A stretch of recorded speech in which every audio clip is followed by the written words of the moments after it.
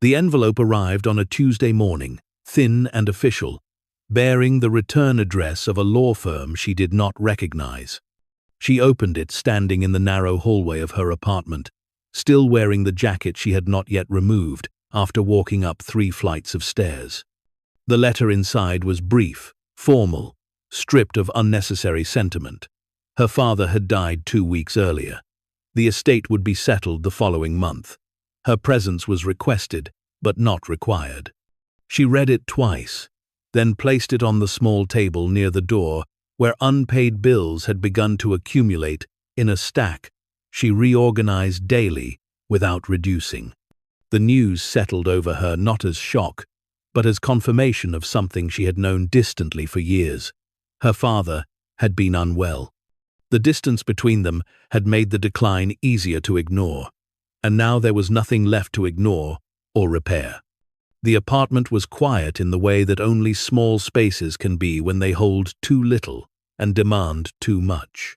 1 bedroom, a kitchen barely large enough for a single person to stand comfortably, a bathroom where the tiles had cracked years before she moved in. The rent consumed most of what she earned, and what remained went toward food, utilities, and the medications that kept her functional enough to work. She had learned to measure her life in weeks rather than months, planning only as far ahead as the next paycheck would allow.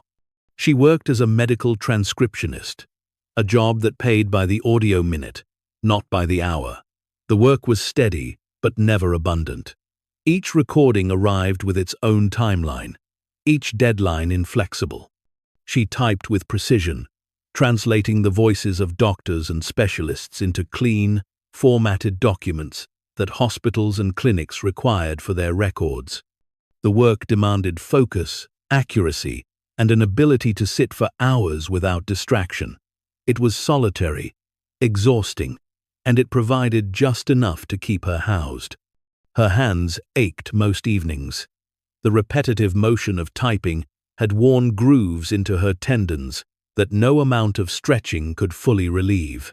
She had learned to work through the discomfort, pausing only when her fingers began to cramp in ways that made accuracy impossible. Rest was a luxury she could not afford. Each minute she stopped was a minute unpaid. The letter from the law firm remained on the table for 3 days before she allowed herself to consider what it meant. An estate implied assets, possessions left behind, things of value.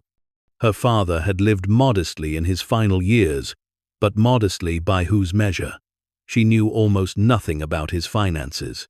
Their contact had dwindled to occasional emails, brief exchanges on birthdays and holidays, conversations that revealed little beyond the surface. He had worked as an accountant for decades, a profession defined by precision and discretion. What he had accumulated, if anything, he had kept to himself. She thought about the siblings who would be there. Her brother, Marcus, older by 4 years, who had built a career in finance and spoke in numbers that felt designed to exclude rather than inform. Her sister, Diane, younger by 2, who had married well and lived in a house large enough that she referred to rooms by their function rather than necessity. Both of them had maintained closer contact with their father, visiting him more regularly, calling more often. She had always assumed that proximity had granted them something she did not possess, not affection, exactly, but presence. And presence, she had learned, often translated into favor. The morning of the estate meeting arrived cold and gray, the kind of weather that discouraged lingering outdoors. She took a bus across the city, then a train, watching the neighborhoods shift from crowded and neglected to spacious and deliberate. By the time she reached the law firm's building, the streets had widened, the storefronts had polished glass, and the pedestrians moved with the unhurried confidence of people who did not worry about bus schedules or missed connections. The office itself was designed to project authority without warmth. Dark wood paneling lined the walls. Leather chairs sat arranged around a conference table that gleamed under recessed lighting. A receptionist greeted her with polite efficiency, and directed her to a waiting area where her siblings had already arrived. Marcus stood near the window, his suit crisp, his posture upright. He glanced at her briefly when she entered, offering a nod that acknowledged her presence without warmth. Diane sat in one of the chairs, scrolling through her phone with the focused attention of someone who had more important places to be. She looked up, smiled faintly, and returned to her screen.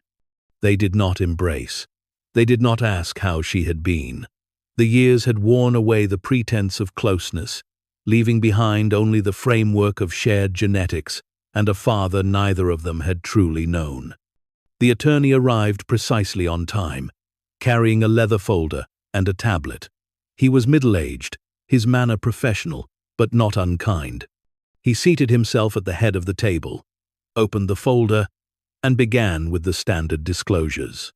The estate had been catalogued, appraised, and prepared for distribution, according to the will their father had filed years earlier.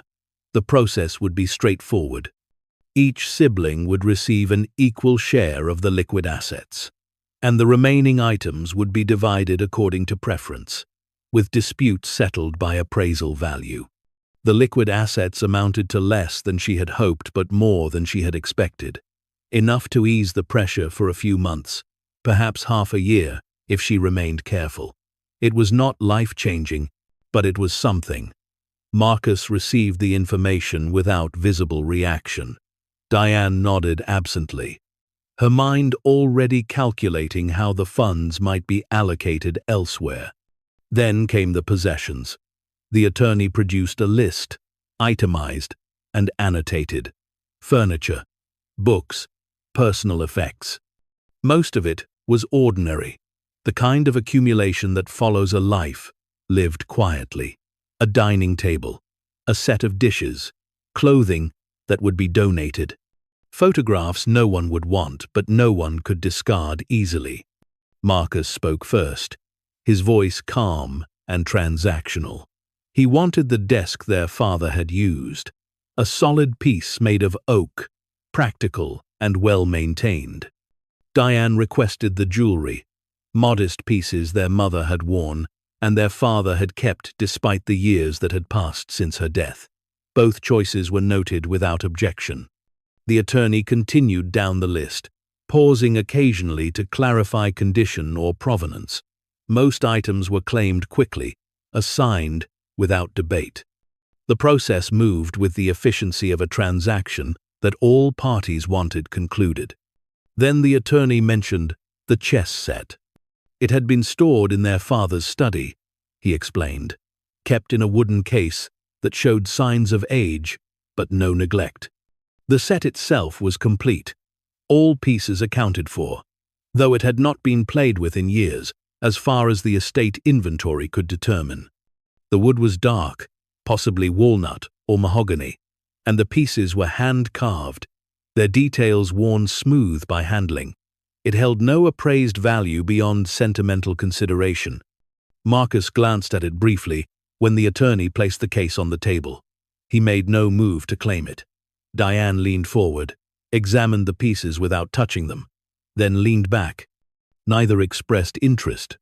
The silence that followed felt heavier than it should have. She looked at the chess set, its pieces arranged in their starting positions, each one resting in a fitted slot within the case. The board itself was inlaid, its squares alternating between light and dark wood, the edges beveled with care. It was the kind of object that carried weight, not because of its market value, but because someone had once cared enough to preserve it. She remembered the chess set vaguely, a fixture in her father's study during her childhood. He had played occasionally, though never with her. She had been too young, too impatient. The games he played were slow, methodical, conducted in silence. She had watched a few times from the doorway, observing the way he studied the board, the way his fingers hovered over pieces before committing to a move. There had been something almost reverent in his attention, as though the game demanded more than strategy alone. She spoke quietly, her voice cutting through the stillness. She wanted the chess set. The attorney made a note. Marcus raised an eyebrow but said nothing. Diane laughed, not cruelly, but with genuine amusement. She asked if there was a reason, if their sister had suddenly developed an interest in chess. The question was not hostile, only curious, tinged with the subtle condescension that had always defined their exchanges. She did not answer immediately.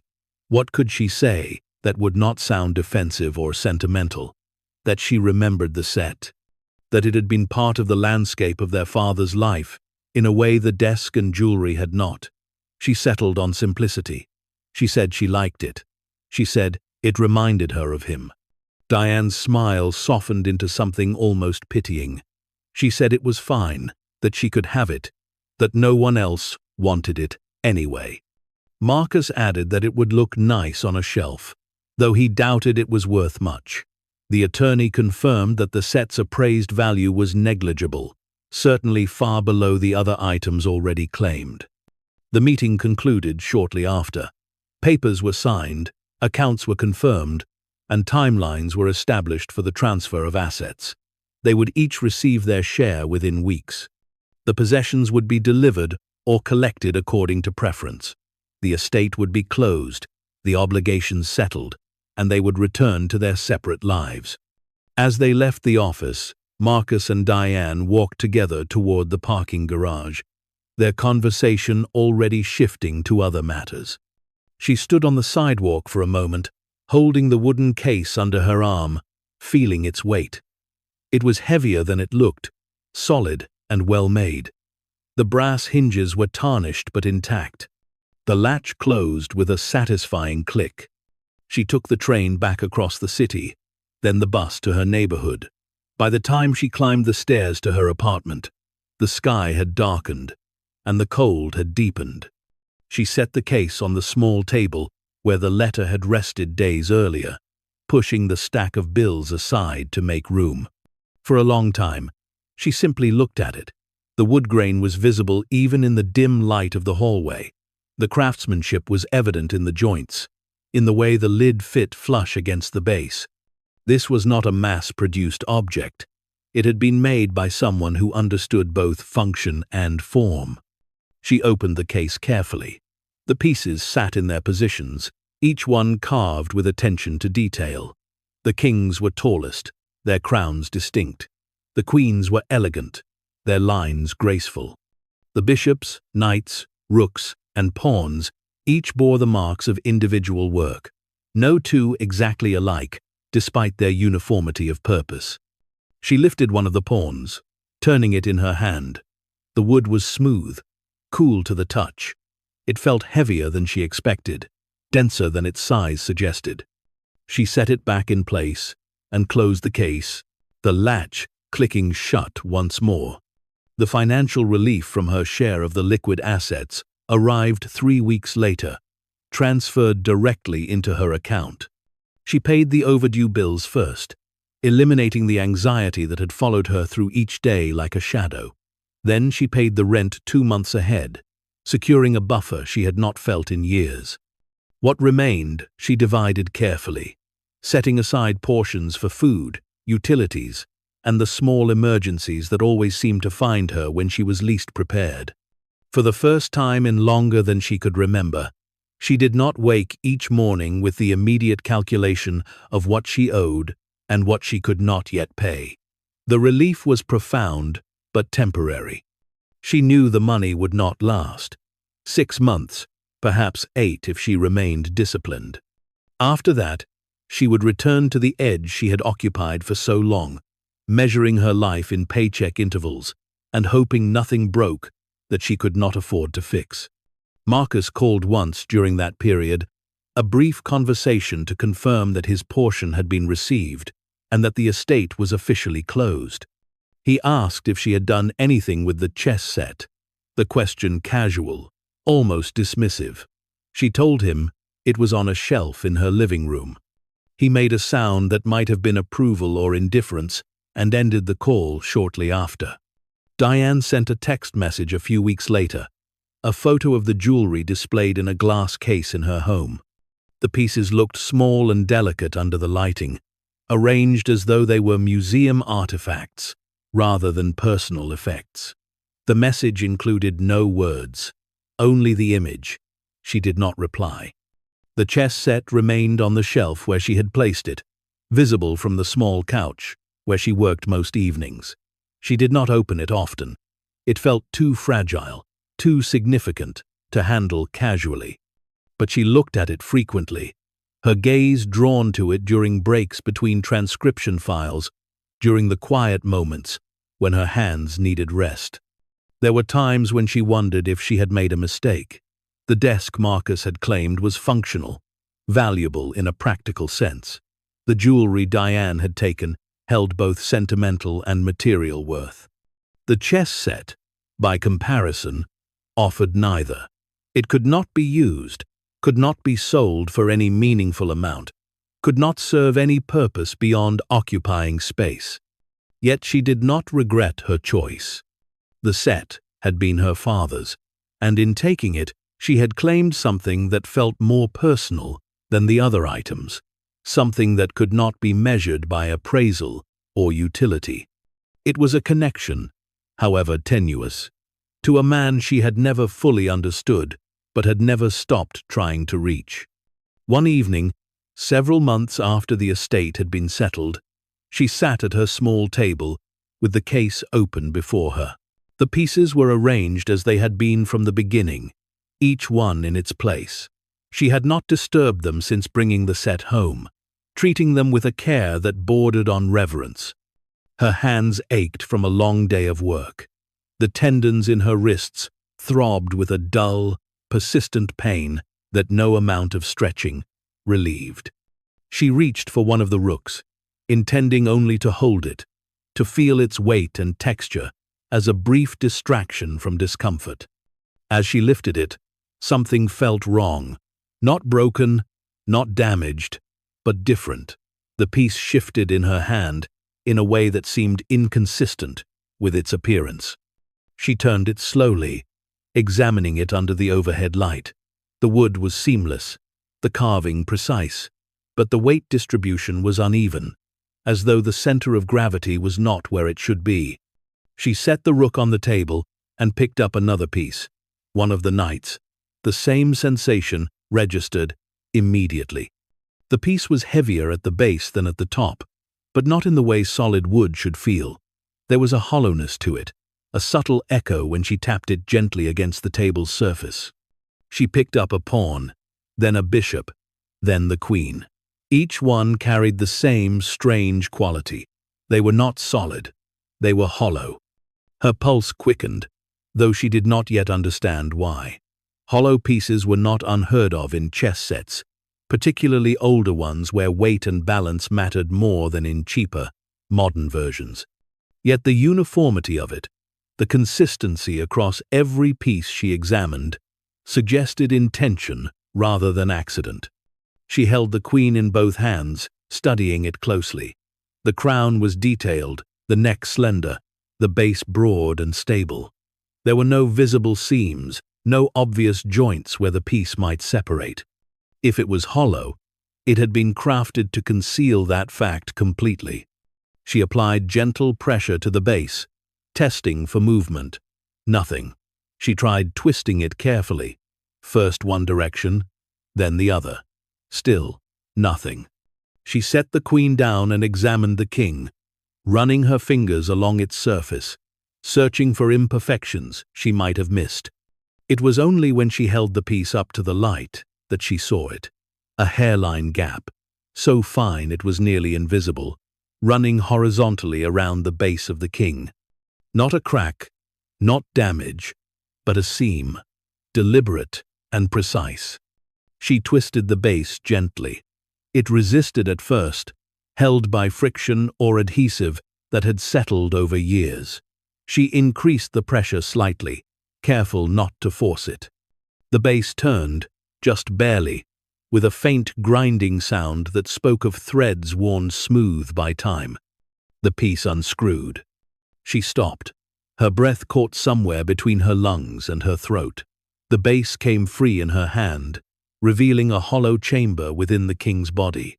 The interior was clean, carved out with the same precision as the exterior, and inside, pressed tightly into the cavity, was something wrapped in aged cloth. She set the base down carefully and extracted the cloth.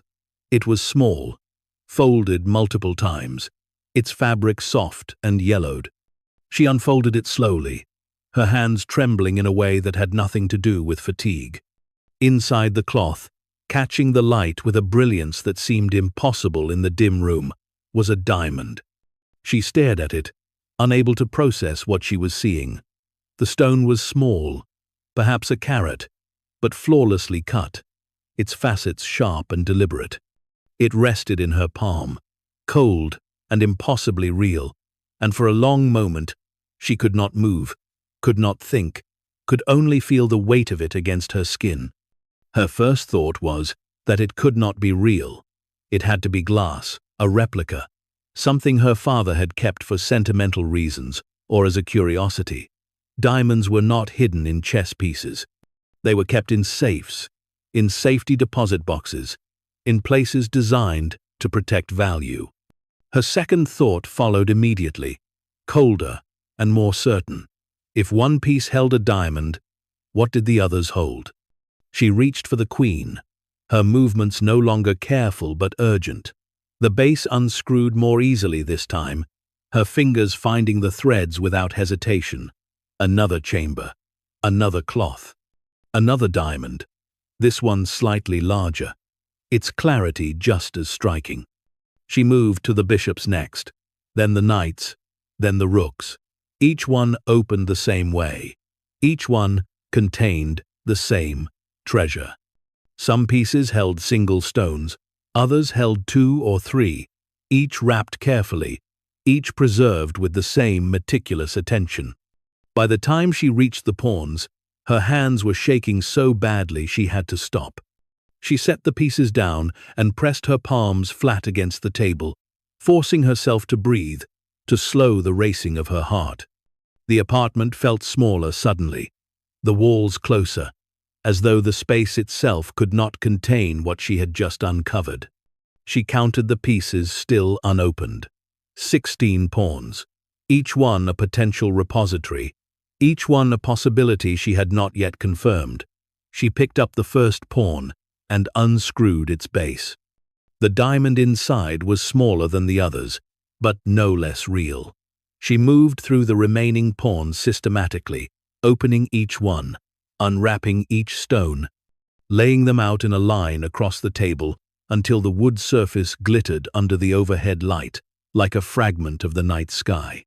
When she finished, 32 pieces sat open before her, their bases separated, their contents exposed.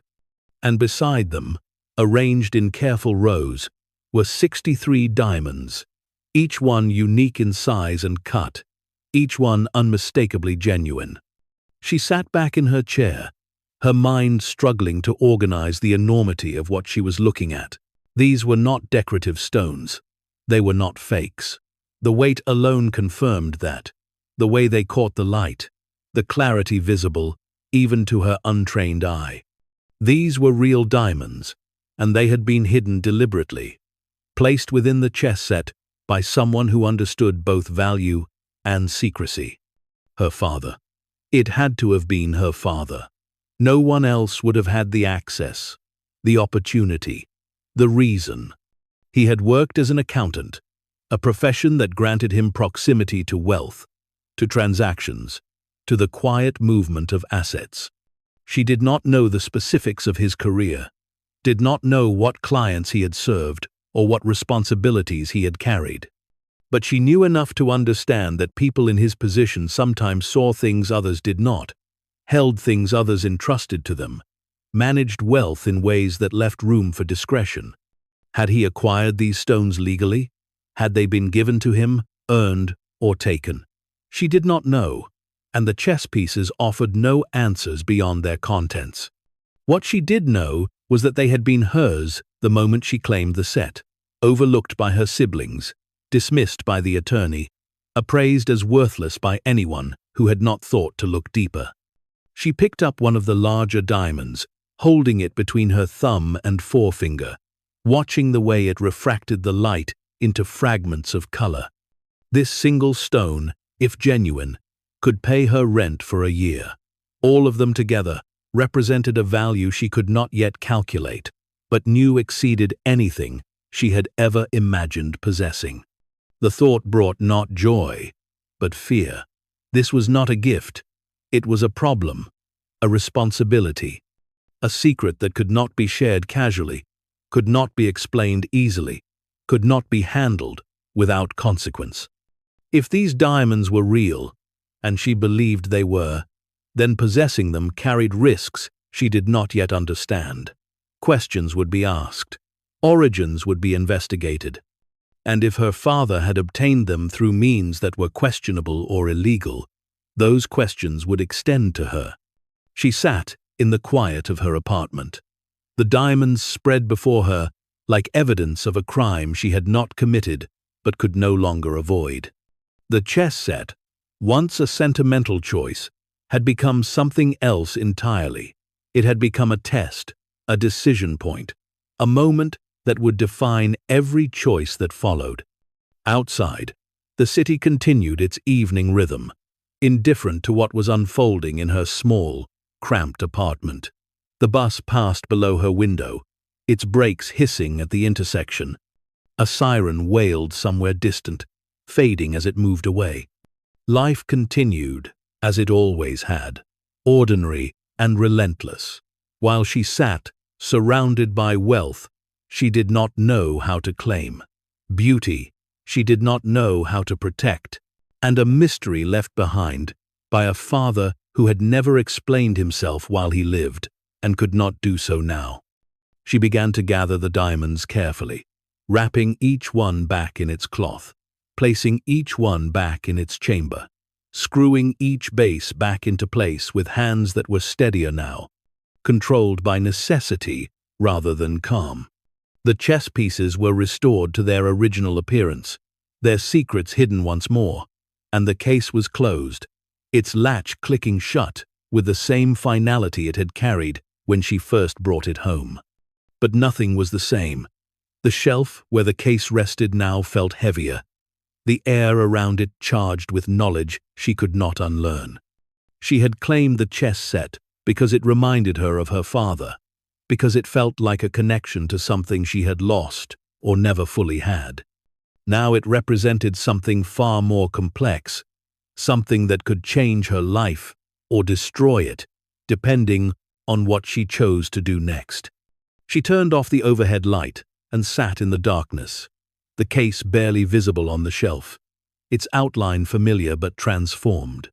Somewhere in the silence, she understood that the real discovery was not the diamonds themselves, but the realization that her father had trusted her to find them, had left them in a form only someone who paid attention would recognize, had gambled that she, more than her siblings, would see what others overlooked.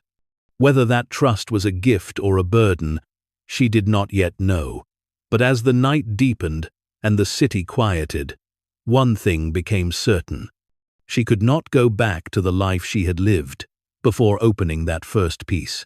The edge she had balanced on for so long had shifted, and she was standing now in territory that offered both salvation and danger, wealth and consequence, hope and an uncertainty so vast it felt like vertigo. The chess set sat on the shelf, silent and patient, holding within it a fortune that had waited years to be discovered. And she sat in the darkness, alone with the weight of what she had found, trying to decide whether she had been given an escape or a trap disguised as one. The morning arrived without resolution, only the dull continuation of routine that felt suddenly absurd. She woke to her alarm, the same sound that had pulled her from sleep for years, and for the first time in memory, she considered not responding to it. The transcription files waiting in her queue felt meaningless now. The careful notation of medical terminology and patient histories, a task performed in a reality that no longer matched her circumstances. But she rose anyway, made coffee in the small kitchen, where the counter space barely accommodated a cutting board, and opened her laptop. The work demanded focus, and focus provided structure when everything else felt unmoored. Her hands moved across the keyboard with practiced precision, translating voices into text, though her mind drifted constantly to the shelf where the chess set rested, its presence now charged with significance she could not ignore. The apartment felt smaller than it had the day before, as though knowledge itself occupied physical space. She worked through 3 files before stopping, her concentration fractured beyond repair. The diamonds existed whether she acknowledged them or not, and pretending otherwise served no purpose. She needed information, context, understanding of what she possessed and what it meant. She returned to her father's papers, the box she had set aside after finding the journal. Most of the contents were mundane utility bills from years past, insurance documents, receipts for purchases long forgotten. But buried deeper in the box, she found correspondence that suggested a life more complex than she had understood. Letters from clients thanked him for his discretion, his professionalism, his willingness to handle matters that required sensitivity. The language was always careful, never explicit, but the subtext was clear. Her father had been trusted with information and assets that demanded confidentiality. He had built his practice not on aggressive client acquisition but on referrals, on a reputation for being someone who could be counted on to manage complexity without judgment. One letter stood out, written on letterhead from a law firm she did not recognize. It thanked her father for his assistance in managing an estate settlement that had required unconventional arrangements to satisfy all parties involved. The date corresponded with one of the entries in his journal, the notation about payment received in goods rather than currency. This was not an isolated incident. It was part of a pattern, a practice that had sustained itself over years. She wondered how many other accountants operated this way, how common it was for professionals in positions of trust to accept assets that could not easily be converted to cash, that carried their own complications and risks. Her father had not been corrupt, not in any straightforward sense. He had been pragmatic, willing to accept payment in forms that served his clients' needs, while building his own security through assets that could be held quietly, away from systems designed to track and tax conventional income. The diamonds represented decades of such arrangements, a accumulation of wealth that had never appeared on any tax return, never been deposited in any bank account, never existed in any form that official systems could recognize. He had been careful, methodical, patient, and he had left it all hidden in a chess set that most people would never have examined closely enough to discover its true contents. As the day progressed, she found herself returning repeatedly to the shelf, looking at the case without opening it, as though visual confirmation could anchor what felt increasingly surreal. The weight of the secret pressed on her differently now that morning had arrived. In darkness, the discovery had felt private, contained.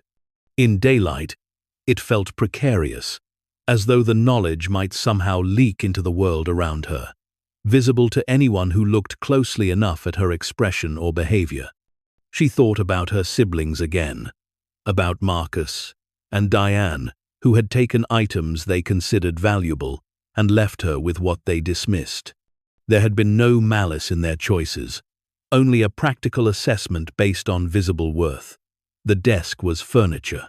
The jewelry was gold and stones set in recognizable forms. The chess set was wood, craftsmanship perhaps, but nothing that translated obviously into money. If they learned what she had found, the dynamic would shift immediately and irrevocably. Marcus would argue that the estate should be reopened, that assets of this magnitude could not be claimed by one person without legal review. Diane would be more measured, but no less interested. Both would feel cheated, regardless of the legal technicalities, and both would have resources to pursue claims that she could not easily defend against, without exposing herself to scrutiny she was not prepared to face. The fear of discovery became acute as the days passed. She moved through her neighborhood with heightened awareness, noticing who lingered too long on the street, who glanced at her building more than once. The paranoia was irrational. She knew, yet it persisted. Nothing about her life had changed visibly. Her apartment was the same. Her routine was the same. But internally, everything had shifted, and she felt certain that shift must be somehow perceptible to anyone who looked carefully.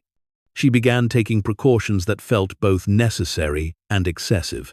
She varied her schedule slightly, leaving and returning at different times. She checked her door each time she entered, looking for signs that the lock had been tampered with, that someone had tried to enter in her absence. She moved the chess set to different locations within the apartment, testing which spot felt most secure, most concealed, though she knew that any determined search would find it, regardless of where it sat. The financial relief from her share of the liquid assets had created a brief period of calm, a window where rent and bills no longer dominated her thoughts. But that calm had been replaced by a different kind of anxiety, one centered not on scarcity, but on abundance. She possessed wealth beyond anything she had imagined, yet accessing it required navigating systems she did not understand, making decisions with consequences she could not fully predict. Sleep became difficult again, not from worry about money owed, but from the mental rehearsal of scenarios. What if an appraiser recognized the stones as part of a collection that had been reported stolen decades earlier? What if her father had acquired them through transactions that were technically legal but ethically questionable, and selling them now exposed her to liability? What if the act of converting them to cash triggered investigations that examined not just the stones but her entire life, her income, her explanations for sudden wealth? She researched obsessively during the hours when work did not demand her attention, reading about estate law, inheritance disputes, the obligations of beneficiaries who discovered assets after an estate was closed. The answers were frustratingly inconsistent, varying by jurisdiction and circumstance. Some sources suggested that post-settlement discoveries belonged to whoever held the item at the time of discovery. Others implied that significant assets might trigger obligations to notify other beneficiaries, to reopen estates, to redistribute according to the original will's intent. The uncertainty was paralyzing, yet remaining paralyzed was its own risk. Time passing without action meant time for Marcus's curiosity to sharpen, for Diane's casual inquiries to become more pointed, for the window of opportunity to close.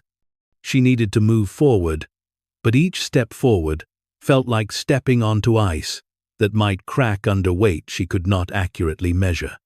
One evening, as she sat with the chess set open before her, all 63 diamonds arranged on the table, she made herself confront the central question she had been avoiding. Did she believe her father had acquired these stones legally?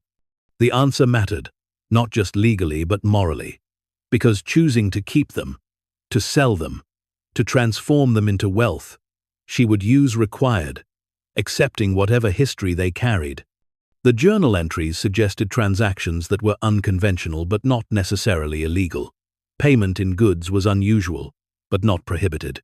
Clients who preferred discretion were not criminals by default. Her father had been an accountant, not a fence. He had worked with legitimate businesses, managed ordinary people's finances, filed proper returns. The diamonds could have come from clients facing divorce who wanted to preserve assets, from elderly individuals converting jewelry to more portable forms, from business owners seeking to move wealth quietly but legally. She wanted to believe this version, and the evidence supported it more than it contradicted it. But the desire to believe also introduced doubt. Was she constructing a narrative that justified keeping the stones because she wanted to keep them? Was she overlooking warning signs because acknowledging them would mean surrendering wealth that could transform her life? The internal debate continued without resolution, circular and exhausting. Eventually, she understood that certainty was impossible. She would never know the complete history of every stone, never trace each one to its origin, never confirm beyond doubt that her father's arrangements had been entirely above suspicion.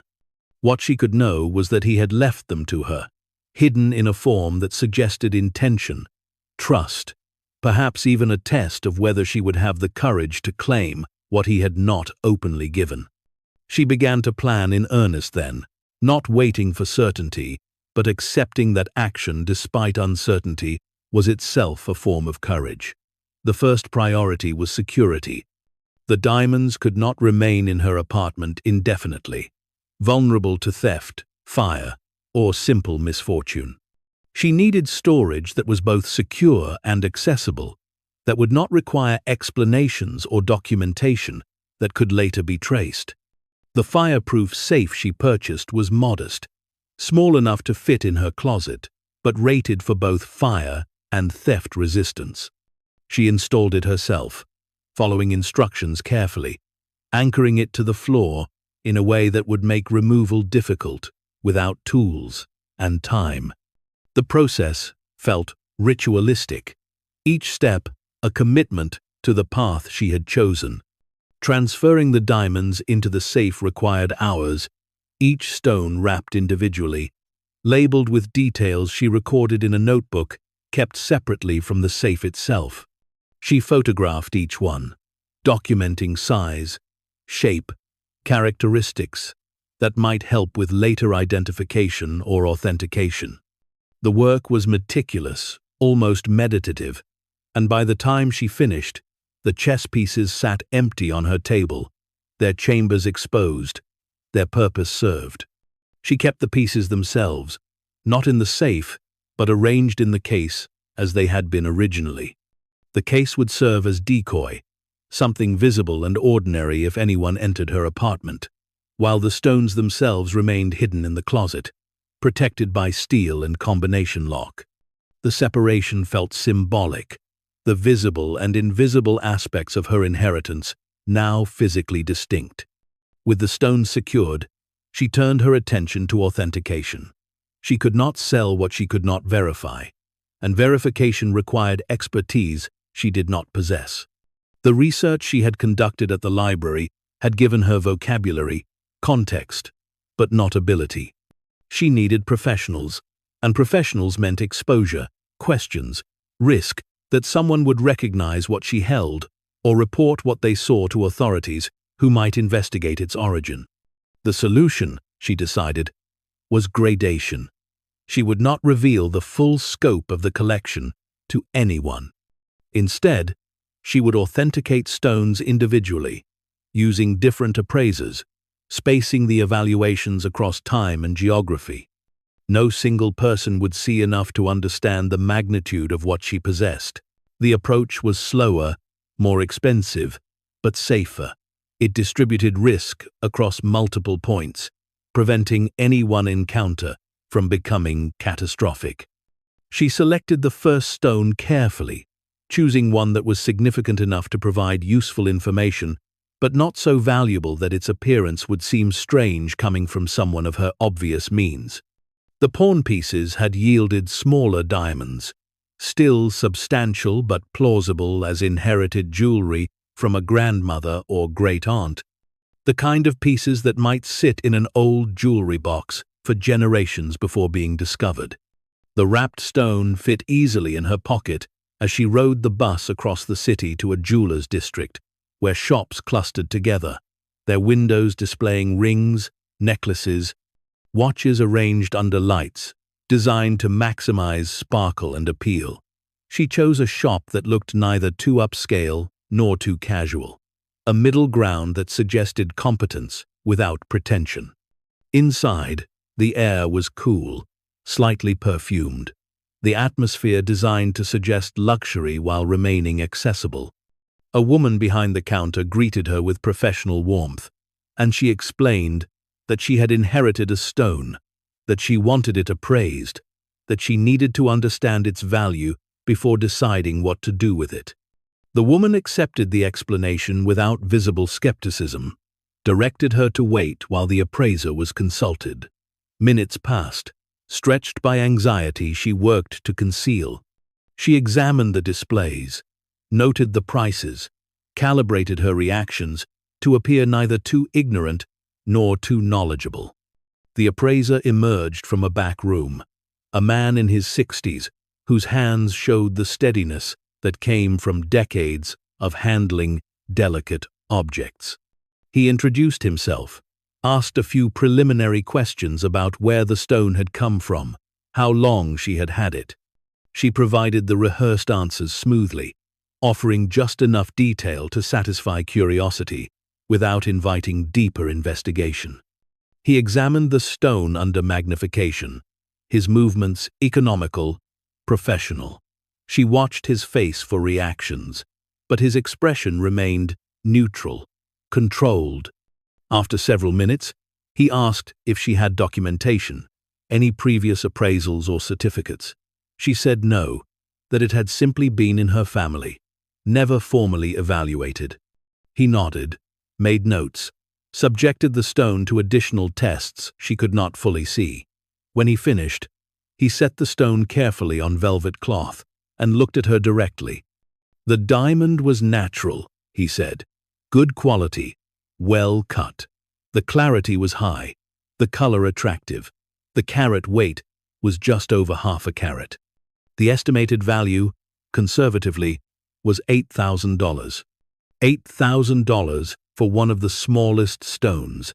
The calculation flashed through her mind automatically. If the smallest stones were worth $8,000 and the largest were significantly bigger, the total value of the collection was greater than she had initially estimated, even in her most optimistic moments. She maintained her composure, thanked him, agreed to the written appraisal that would be ready in 2 days. She paid the fee, accepted the receipt, and left the shop with the stone returned to her pocket, her heart beating faster than she could control. The confirmation changed everything. The stones were not just real, they were valuable enough to transform her life completely. $8,000 from the smallest piece meant hundreds of thousands, possibly millions, from the entire collection. The chess set her siblings had dismissed as worthless contained wealth that exceeded everything the estate had openly distributed, multiplied many times over. As she rode the bus home, watching the city pass outside the window, she understood that she had crossed a threshold. The discovery was no longer theoretical. It was confirmed, documented, real, in ways that could not be undone. What had been hidden was beginning to emerge, and with that emergence came both opportunity and danger that would define every choice she made going forward. The apartment felt different when she returned, smaller and larger simultaneously, as though the space itself had to adjust to contain what she now knew. She opened the safe, looked at the wrapped stones arranged in careful rows, and allowed herself a moment of pure recognition. This was hers. This fortune, this future, this possibility of life lived differently than she had ever imagined.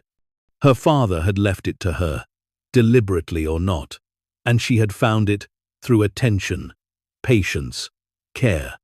The vindication was quiet, personal, known only to her. Her siblings had taken what they wanted, claimed what seemed valuable, dismissed what appeared insignificant. They had been wrong, not through malice, but through assumption, and that assumption had cost them a fortune they would never recover.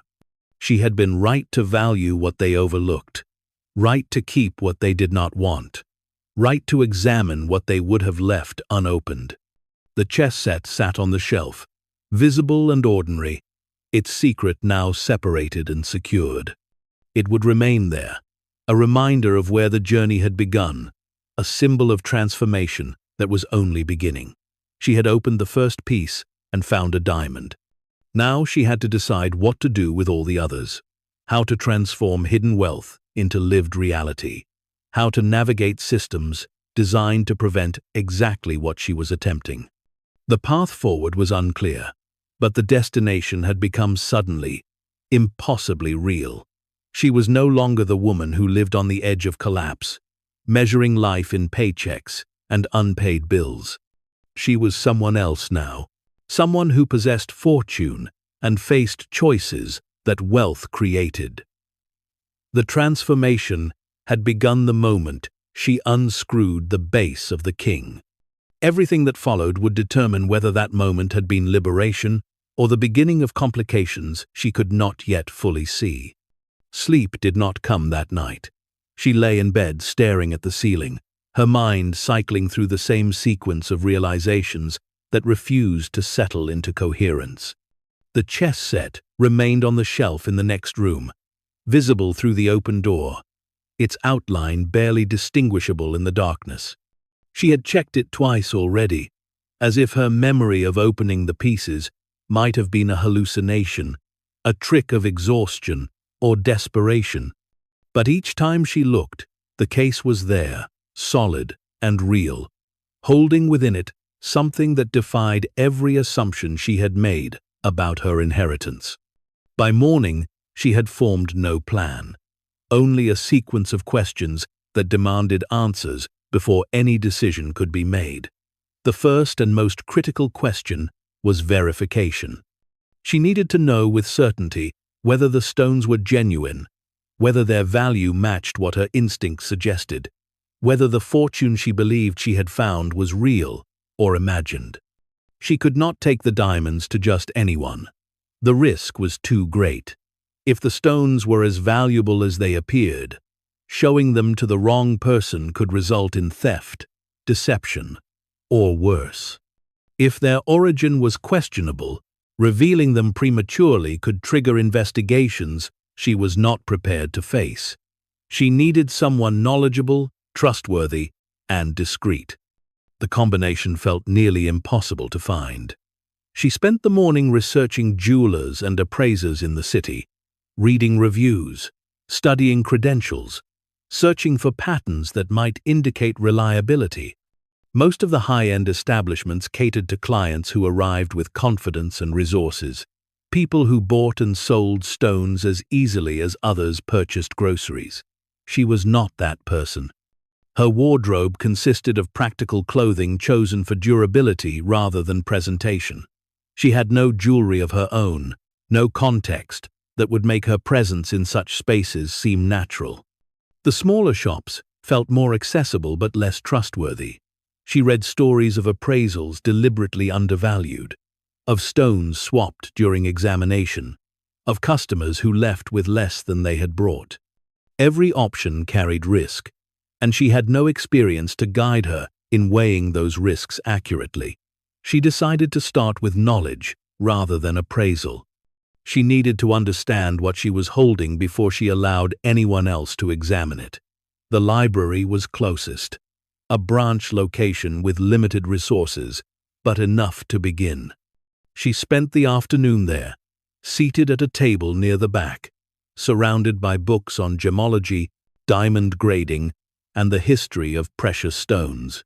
The information was dense, technical, filled with terminology she had to decode slowly. She learned about the 4 C's: cut, clarity, color, and carat weight, and how each factor influenced value. She studied photographs of different cuts, comparing them to her memory of the stones in the chess set. Several matched the round, brilliant cut, others appeared to be emerald or princess cuts. Each variation carried its own pricing structure, its own market demand. The more she read, the more she understood how far her knowledge fell short of what was required. Identifying a diamond's characteristics required tools she did not possess and expertise she could not develop in an afternoon. She needed a professional assessment, and that meant exposure, risk, trust, in a system she had no reason to trust. As the library prepared to close, she gathered her notes and left, no closer to a solution, but more aware of the complexity she faced. The walk back to her apartment felt longer than usual, the weight of the case she had left behind, pressing on her thoughts as though she carried it physically. That evening, she opened the case again and selected a single stone, one of the smaller diamonds from a pawn. It was modest enough not to attract undue attention but significant enough to provide a meaningful test. She wrapped it carefully in cloth and placed it in a small zippered pouch she normally used for coins. The rest of the stones remained in the chess pieces, hidden and secure. The following day, she visited a mid-tier jewelry store in a commercial district, several neighborhoods away from her own. The shop was neither luxurious nor shabby, its displays clean but not ostentatious, its staff professional without being intimidating. She waited until the store was relatively empty, then approached the counter and asked if they offered appraisal services. The clerk, a woman in her 40s with the practiced patience of someone accustomed to hesitant customers, confirmed that they did. She explained the process, the fees involved, the time required. The cost was manageable, and the service included a written report. She agreed and handed over the pouch. The appraiser worked in a room behind the counter, visible through a glass partition. She watched as he examined the stone under a loupe, then placed it under a microscope, then subjected it to tests she could not fully see. The process took longer than she expected, each minute stretching as she stood near the counter, fighting the urge to leave, to reclaim the stone before anyone could document its existence. When the appraiser emerged, his expression was neutral but attentive. He asked where she had acquired the stone. She had prepared for the question, rehearsed an answer that was vague enough to avoid detail but plausible enough to satisfy curiosity. She said it had been her grandmother's, part of an estate, something she wanted to understand before deciding what to do with it. He accepted the explanation without pressing further. He handed her a printed report, itemized and precise. The diamond was natural, not synthetic. Its clarity was rated as VVS1, very, very slightly included, visible only under magnification. The color was graded G, near colorless. The cut was excellent, maximizing brilliance and fire. The carat weight was 0.78, and the estimated value, based on current market rates, was $12,000. She stared at the figure, her mind struggling to process what it meant. This was a single stone, one of the smallest from the collection. If the others followed similar grades, if the larger stones held proportionally greater value, then the total worth of the diamonds in the chess set was not thousands, but hundreds of thousands, possibly millions. She thanked the appraiser, paid the fee, and left the store with the stone and the report secured in her bag. The walk back to the bus stop felt surreal, as though she were moving through a world that had subtly shifted while she was inside the shop. Nothing around her had changed, yet everything felt different, charged with a significance that had not existed an hour earlier. Back in her apartment, she spread the remaining diamonds across the table once more, this time organizing them by size and cut. The report had given her a framework, a way to estimate what she was looking at. If the smallest stone was worth $12,000, then the largest a stone, nearly twice its size, with what appeared to be superior clarity, could be worth $30,000 or more. Multiplying across 63 stones, adjusting for variations in quality, she arrived at a number that felt impossible. $200 million. Perhaps more. Perhaps less, depending on market conditions, on the precise grading of each stone, on factors she could not evaluate without professional input.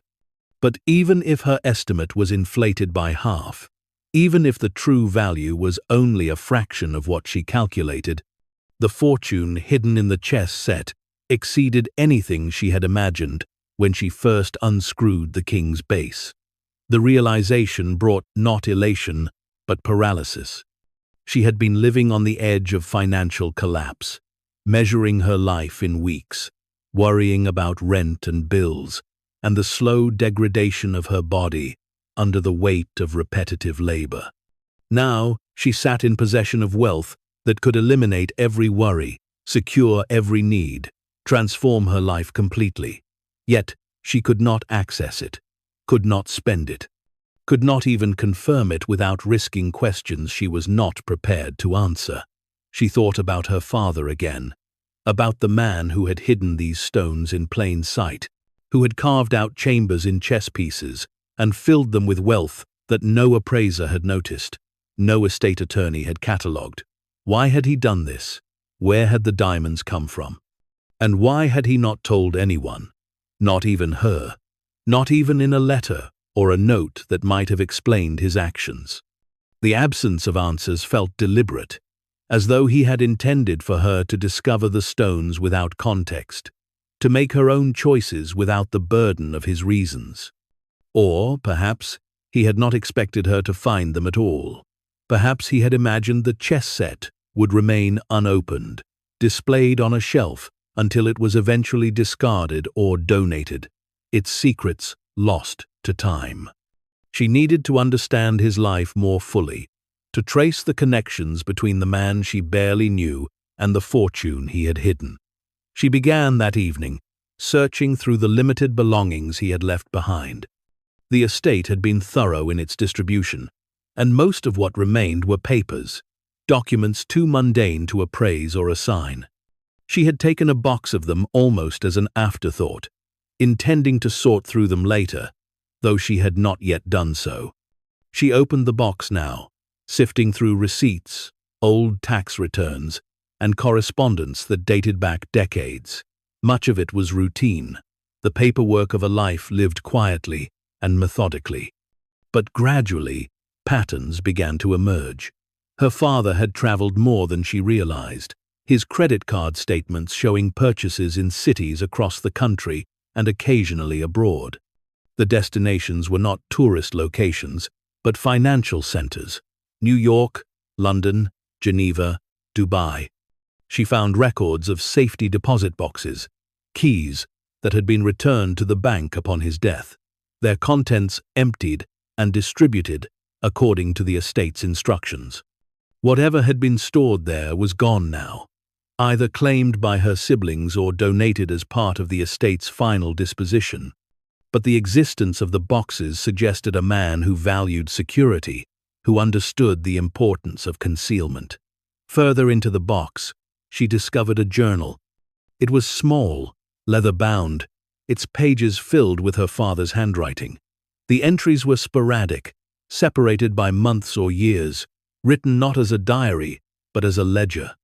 Dates, initials, numbers that could have been amounts or codes.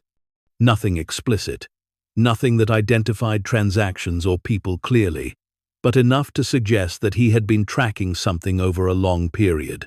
One entry, dated 15 years earlier, stood out. It referenced a client by initials only R, K, and noted a payment received in goods rather than currency. The notation was brief: accepted in lieu of fees, market rate prohibitive, discretion essential. She read the entry several times, trying to parse its meaning. Her father had accepted payment in goods, diamonds, perhaps. It fit the pattern.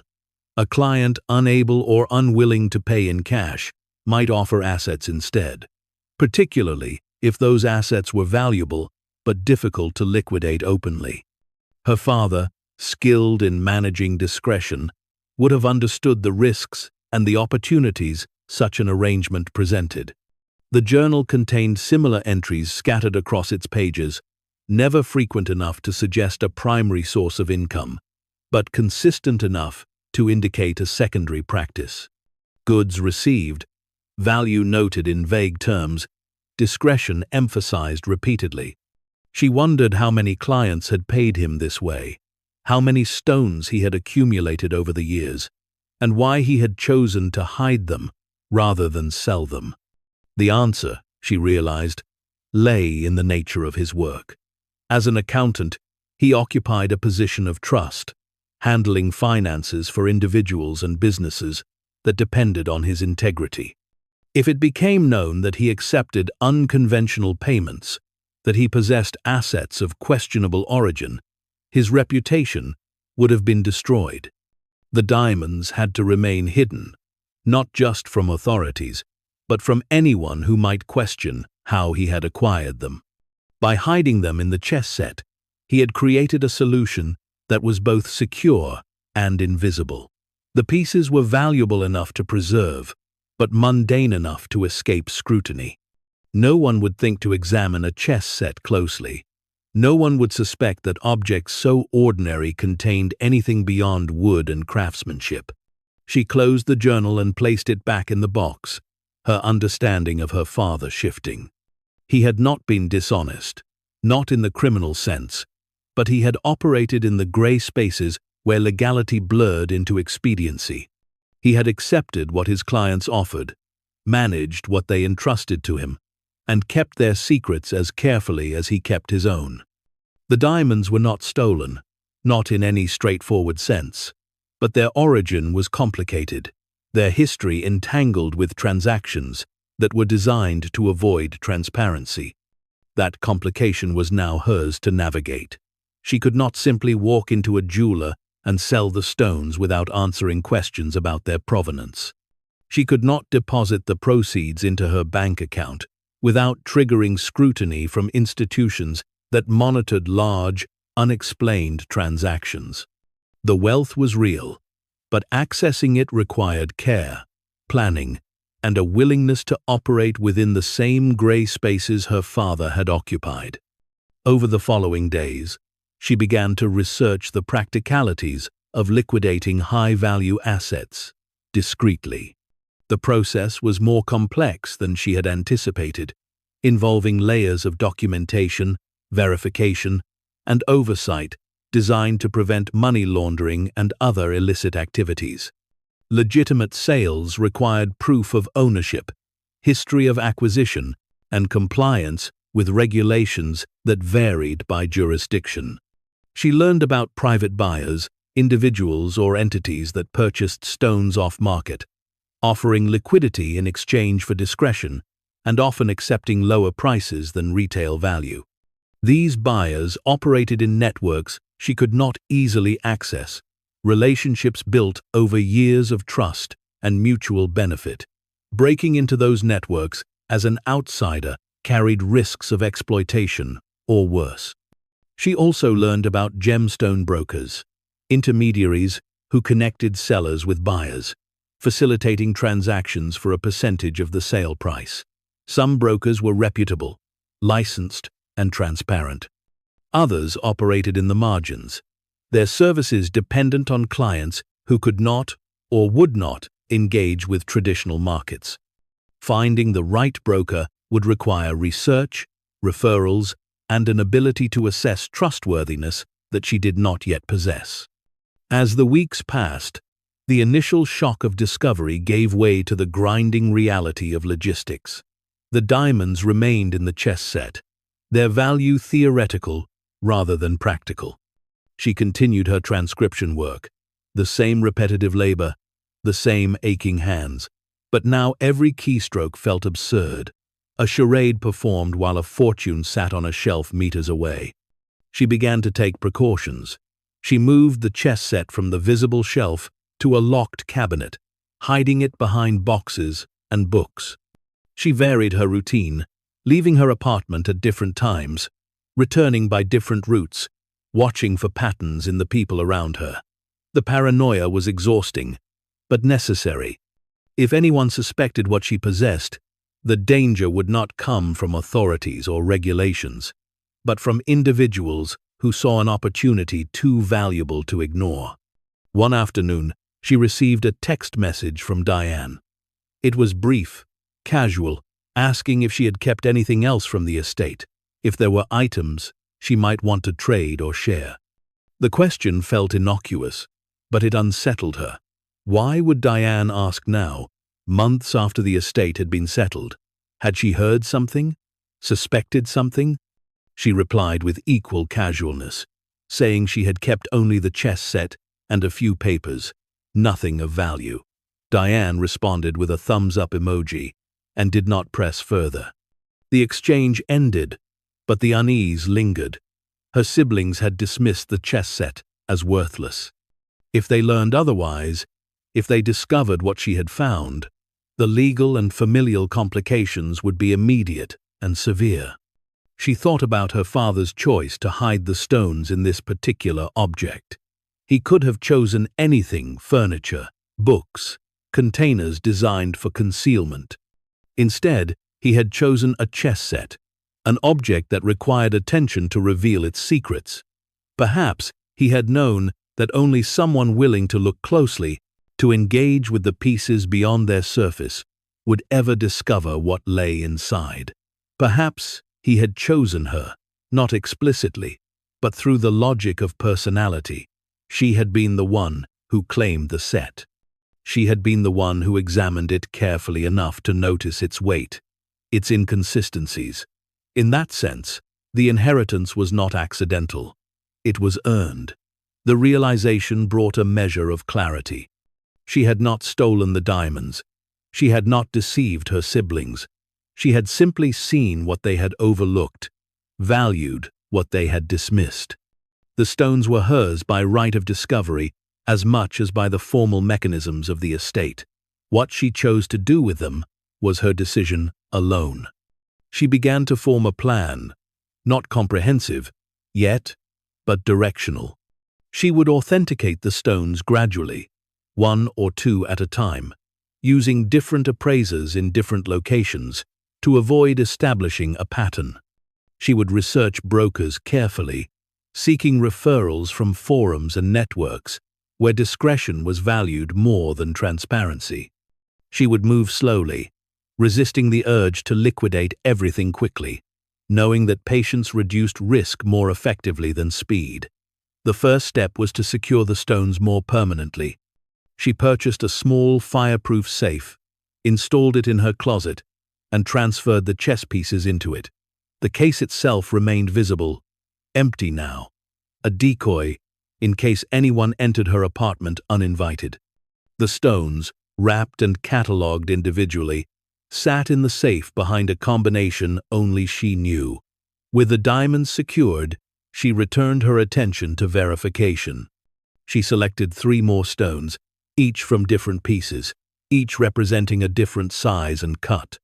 Over the course of 2 weeks, she visited 3 separate appraisers, repeating the story of inherited jewelry, of wanting to understand value before making decisions. Each appraisal confirmed what the first had suggested.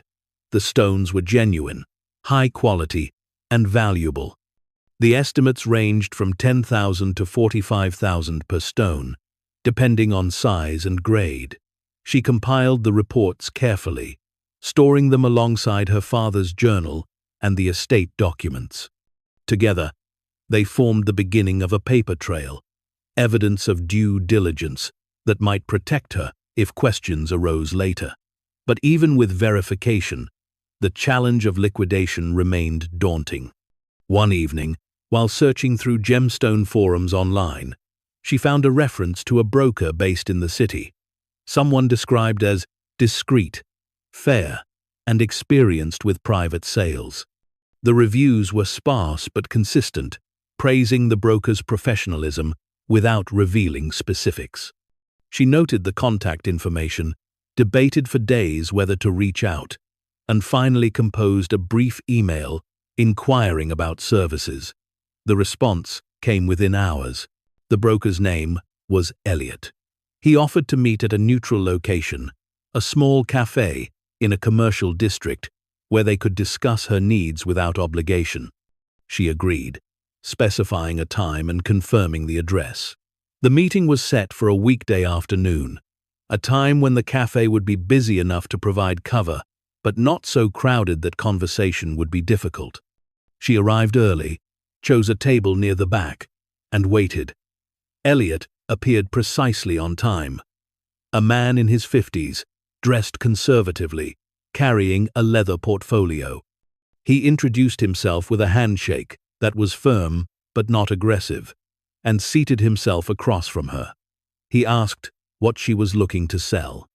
She explained, carefully, that she had inherited several stones, that she wanted to understand her options for private sale, that discretion was important. He nodded, his expression neutral, neither encouraging nor skeptical. He explained his process, the verification steps he required, the buyers he worked with, the typical commission structure. She asked about provenance. He acknowledged that it mattered, but said that many private buyers were less concerned with detailed histories than with certification of authenticity. As long as the stones were genuine and legally owned, the market was accessible. She did not mention her father's journal, did not reveal the complexity of the stone's origin. She simply confirmed that they were part of an estate she had legally inherited. Elliot suggested bringing one stone for evaluation. If the quality met expectations, he could facilitate introductions to potential buyers. The process would take time, he cautioned, as private sales required building trust on both sides. She agreed, and they parted with a plan to meet again the following week. As she left the cafe, she felt the first tangible shift toward action. The diamonds were no longer theoretical.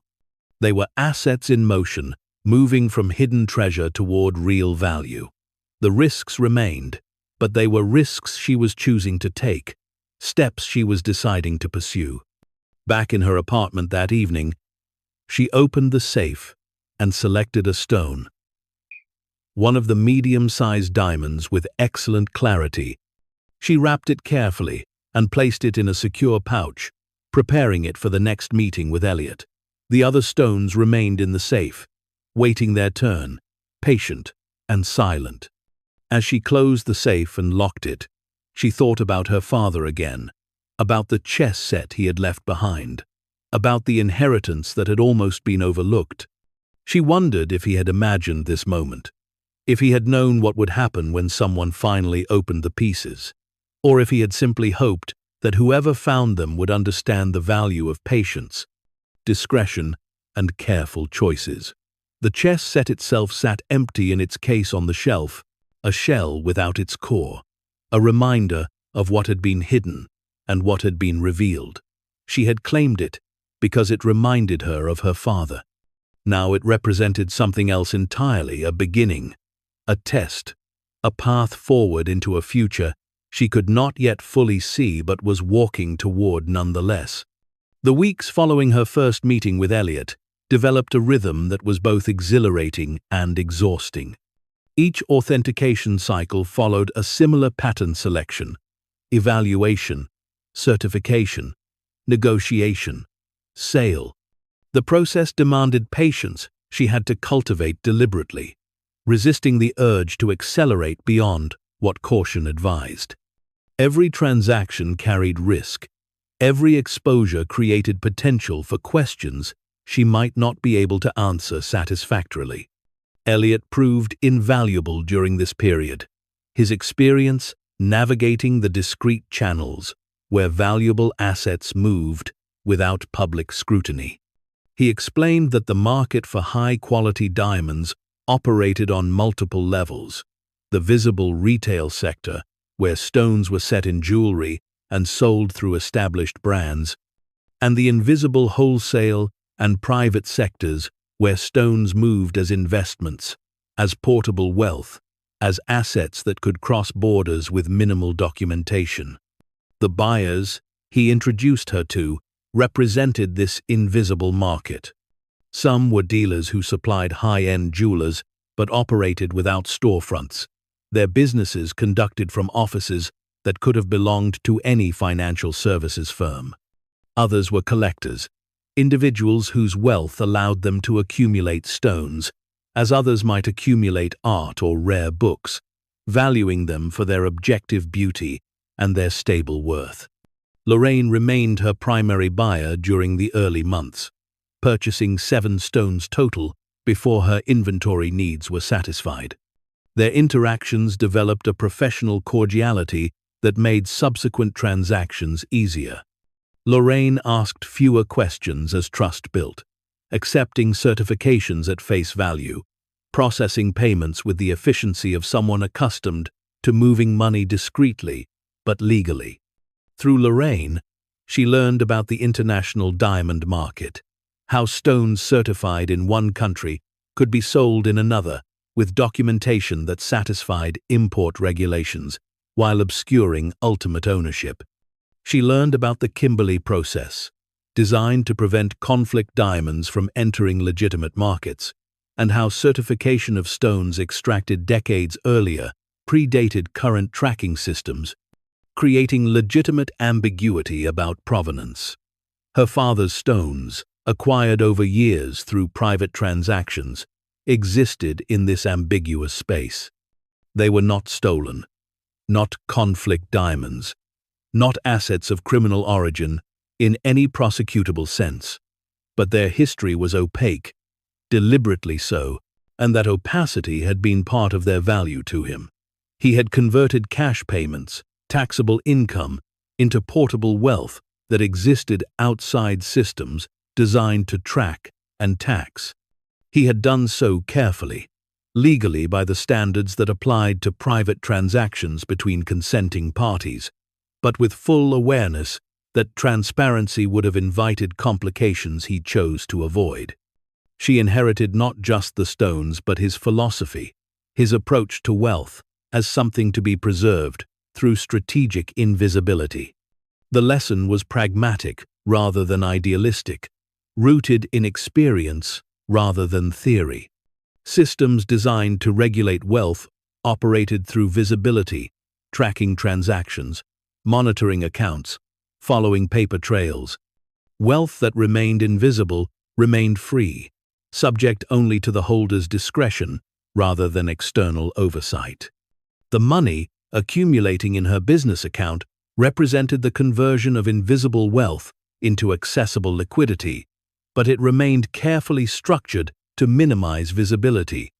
The account was registered to a small LLC Elliot had helped her establish, its purpose listed as consulting services, vague enough to accommodate various income sources without requiring detailed explanation. The deposits arrived in amounts calculated to avoid triggering automated reporting thresholds, spaced across time to suggest regular business income rather than episodic windfalls. Her accountant, a woman named Sarah, whom Elliot had referred, managed the tax implications with similar care. Income was reported accurately but structured to minimize liability through legitimate deductions and deferrals. Estimated payments were made quarterly, establishing a pattern of compliance that would discourage scrutiny. The goal was not evasion but optimization, using available legal mechanisms to preserve as much wealth as possible while satisfying obligations that could not be avoided without risk. As the months accumulated, the transformation of her daily life accelerated. The financial pressure that had defined her adult existence dissolved completely, replaced by a sense of security she had never experienced. She paid rent a year in advance, then considered buying property but decided against it. Ownership created records, obligations, visibility she was not yet ready to accept. The apartment where she had lived for years remained adequate, familiar, unremarkable in ways that served her current needs. Her work schedule contracted further. The transcription files that had once consumed every available hour reduced to a few per week, maintained primarily to preserve the appearance of employment income that matched her lifestyle. She could have stopped working entirely, but complete withdrawal from normal economic activity might raise questions among neighbors, acquaintances, anyone who knew her casually and noticed sudden changes without apparent explanation. The largest stones remained in the safe, their authentication deferred deliberately. She had learned from the early sales that market demand influenced pricing, that flooding any single buyer with multiple high-value stones depressed values through oversupply. Better to move slowly, to distribute stones across multiple buyers, to allow time between transactions for market conditions to reset. She also learned that the largest stones attracted the most attention, required the most comprehensive documentation, involved buyers who asked more questions about origin and history. The 2-carat diamond from one of the rook pieces had required 3 separate certifications before Elliot could find a buyer willing to meet its appraised value, and even then, the buyer had insisted on a meeting, an in-person evaluation that made her profoundly uncomfortable, despite Elliot's presence and assurances. That meeting had taken place in a hotel suite, neutral territory, chosen to balance the buyer's need for privacy with her own security concerns.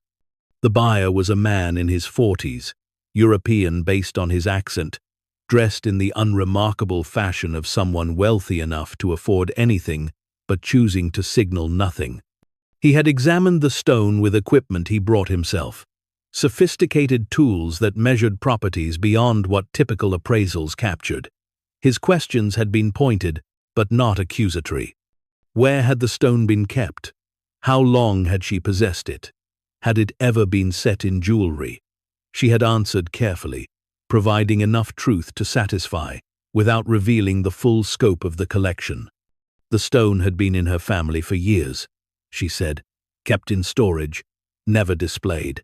She was liquidating gradually to fund personal needs. The explanations were vague, but plausible, and he had accepted them with the professional detachment of someone who understood that many valuable assets moved through private markets, with histories that were deliberately incomplete. The transaction had closed successfully. Payment delivered through channels that involved multiple intermediary accounts designed to obscure the money's path. She received her portion net of Elliot's commission and various fees, a sum that exceeded her annual income from transcription work for the past 5 years combined. The money arrived without fanfare, appearing in her account as a wire transfer coded as payment for consulting services, bureaucratic language that meant everything and nothing simultaneously. With each sale, her confidence grew. The system Elliot had built was reliable, tested through years of facilitating similar transactions for other clients. She was not his only client moving valuable assets discreetly, not even his most significant. The infrastructure existed independently of her, and her participation in it was simply utilization of services that operated regardless of her involvement. But confidence brought complacency, and complacency created vulnerabilities. She began to notice small changes in her environment that suggested her activities had not gone entirely unnoticed. A neighbor she barely knew asked casually if she had received an inheritance, commenting that she seemed less stressed lately, more relaxed. The question was friendly, innocuous on its surface, but it registered as a warning. She varied her responses when similar questions arose, sometimes acknowledging a modest inheritance, other times attributing her improved circumstances to better paying work or careful saving. The explanations were designed to satisfy curiosity without inviting deeper inquiry, to provide plausible narratives that matched visible changes in her demeanor and circumstances. More concerning was Marcus's call, the one where he asked about items from the estate. The question about the chess set had been embedded in broader conversation, easy to dismiss as idle curiosity, but it lingered in her mind afterward. Why would he think to ask about the chess set specifically? Had he seen something, heard something, noticed patterns that suggested she had acquired wealth she should not possess? She increased security measures after that call, checking her apartment more carefully for signs of entry, varying her schedule more deliberately, conducting authentication activities in different parts of the city rather than establishing predictable patterns. The precautions might have been excessive, paranoid even, but her understanding of risk had evolved through experience. Small oversights could compound into exposure, and exposure could unravel everything she had built. Her research into her father's past deepened during this period, driven partly by practical need to understand the stone's origins, and partly by a growing desire to understand the man who had accumulated them. The journal entries were cryptic, deliberate in their vagueness, but patterns emerged when she read them alongside other documents. Several entries referenced specific cities where her father had traveled: Antwerp, Mumbai, Tel Aviv, Dubai.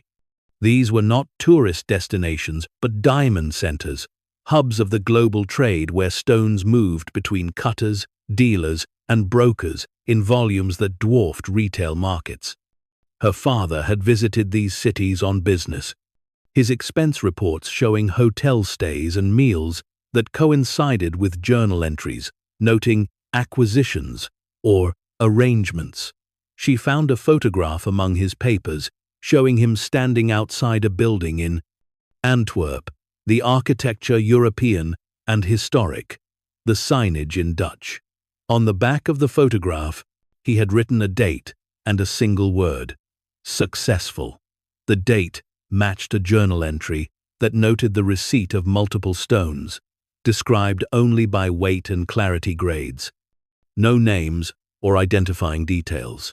The picture that emerged was of a man who had built parallel careers, one visible and documented as an accountant serving ordinary clients, another invisible and undocumented as a facilitator for clients who needed assets moved quietly. The two careers supported each other, the legitimate practice providing cover and credentials that made the invisible practice possible. He had been careful never to cross lines that would trigger criminal liability.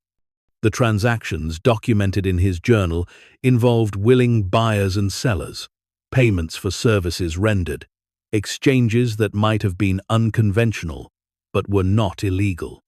He had simply recognized that many people with wealth needed services that required discretion, and he had provided those services competently, building trust through demonstrated reliability rather than marketing or public profile. The diamonds were his compensation, accumulated gradually over decades, accepted when clients offered them as alternative to cash, or when opportunities arose to purchase stones directly in markets where prices were lower and documentation requirements more flexible. He had understood their value not just as commodities, but as portable, preservable wealth that could be held indefinitely without decay or obsolescence. That understanding was now hers, inherited along with the stones themselves. She was learning what he had known, developing instincts he had cultivated through years of experience. The knowledge was not taught through instruction but through practice, through trial and error weighted toward caution, through gradual calibration of risk and reward. She began to think about the future in ways that transcended immediate concerns about authentication and sale. The wealth she was accessing could sustain her comfortably for life if managed properly, but it could also be deployed more actively, invested in ways that generated additional returns, structured to provide security not just for her but potentially for others. Sarah, her accountant, suggested establishing a trust, a legal structure that would hold assets and distribute income according to rules she defined. The trust could provide tax advantages, liability protection, and continuity beyond her lifetime if she chose to designate beneficiaries. The suggestion made sense from a financial perspective, but it also felt premature, as though establishing such structures would make her wealth too permanent, too real, too visible. She deferred the decision, choosing instead to maintain the simpler LLC structure while she completed the sale of the remaining stones. Once everything was liquidated, once the diamonds had been fully converted to currency and invested conventionally, then she could consider more sophisticated arrangements.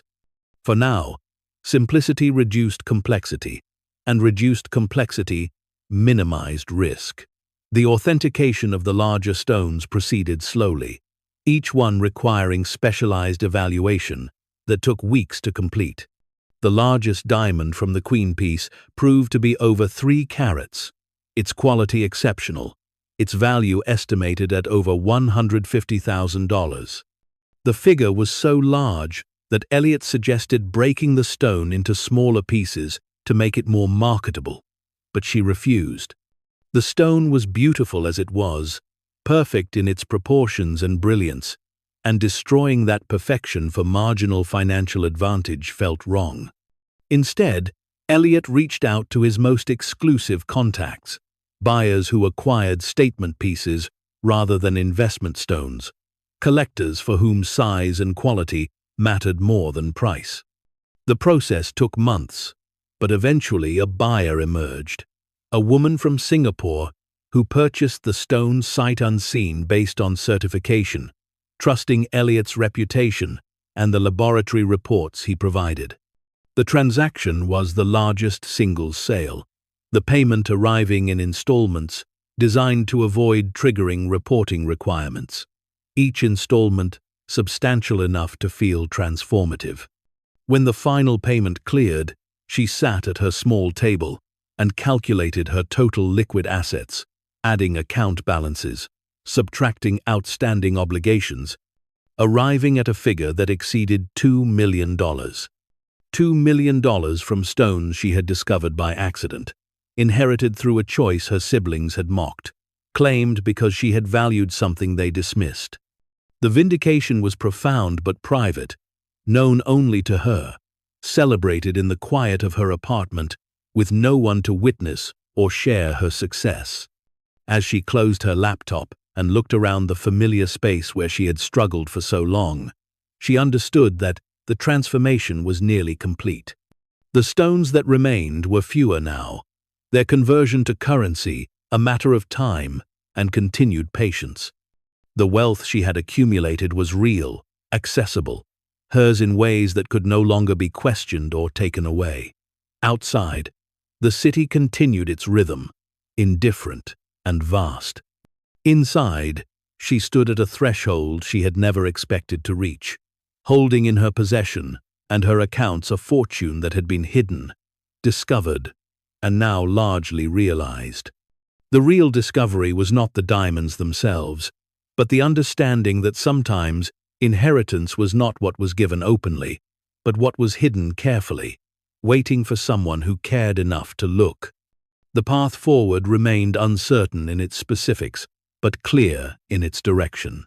She would complete the liquidation, secure the wealth properly, and then decide who she wanted to become now that survival no longer defined her choices. The woman who had claimed the chess set had been poor, struggling, defined by limitations. The woman who had discovered its contents had been curious, attentive, willing to examine what others overlooked. The woman who would emerge from this transformation had yet to be fully defined, but she would be someone entirely different from who she had been, shaped by fortune, but also by the choices she made in response to it. The process of authentication moved with the grinding slowness of a system designed to resist fraud rather than facilitate truth. Elliot proved meticulous, his caution not a sign of distrust, but of professionalism. He examined the stone she brought with tools that revealed details invisible to the naked eye, documenting imperfections that paradoxically confirmed authenticity. Synthetic stones were too perfect, he explained. Natural diamonds carried the marks of their formation, tiny inclusions that served as fingerprints. He requested certification from a recognized gemological laboratory, an independent verification that would satisfy potential buyers. She agreed, understanding that each layer of validation added time but also legitimacy. The stone was shipped to a facility in another city, processed through channels she could not observe, and returned 3 weeks later with a report sealed in tamper-evident packaging. The certificate confirmed everything Elliot had assessed and more. The diamond was natural, its clarity graded if internally flawless, a rarity that elevated its value beyond her initial estimates. The color was rated D, the highest grade for colorlessness. The cut proportions were ideal, maximizing light performance. The estimated market value for this single stone, according to the laboratory's conservative assessment, was $68,000. She read the certificate 3 times, the numbers refusing to stabilize in her mind. If this stone, one of the medium-sized diamonds, was worth $68,000, then her earlier calculations had been far too conservative. The larger stones could be worth hundreds of thousands each. The total value of the collection was not $200 million, but potentially more, $250 million, perhaps $270 million. The figure was so large it ceased to feel real. It existed as an abstraction, a number that carried implications she could not yet process.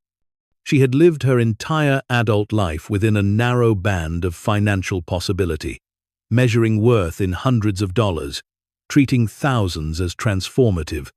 Millions belonged to another world entirely, one she had never expected to enter. Elliot introduced her to his first buyer contact, a woman named Lorraine, who represented a private collector based overseas. The meeting took place in Elliot's office, a modest space in a building that housed other discreet businesses, estate attorneys, private investigators, wealth managers who served clients, preferring anonymity over prestige. Lorraine was direct. Her questions focused on quantity and quality rather than origin. She wanted to know how many stones were available, what range of sizes, what documentation existed. She did not ask where the diamonds had come from, and when the subject of provenance arose, she waved it aside with practiced ease. Inherited estates were common sources, she said. As long as ownership was legal and clear, the market absorbed them efficiently. She made an offer for the certified stone, slightly below the laboratory's estimate, but within the range Elliot had predicted. The transaction would be handled through an escrow service, payment delivered in a form that minimized scrutiny. Cryptocurrency was mentioned, then wire transfers to a business account that could be established quickly if she chose.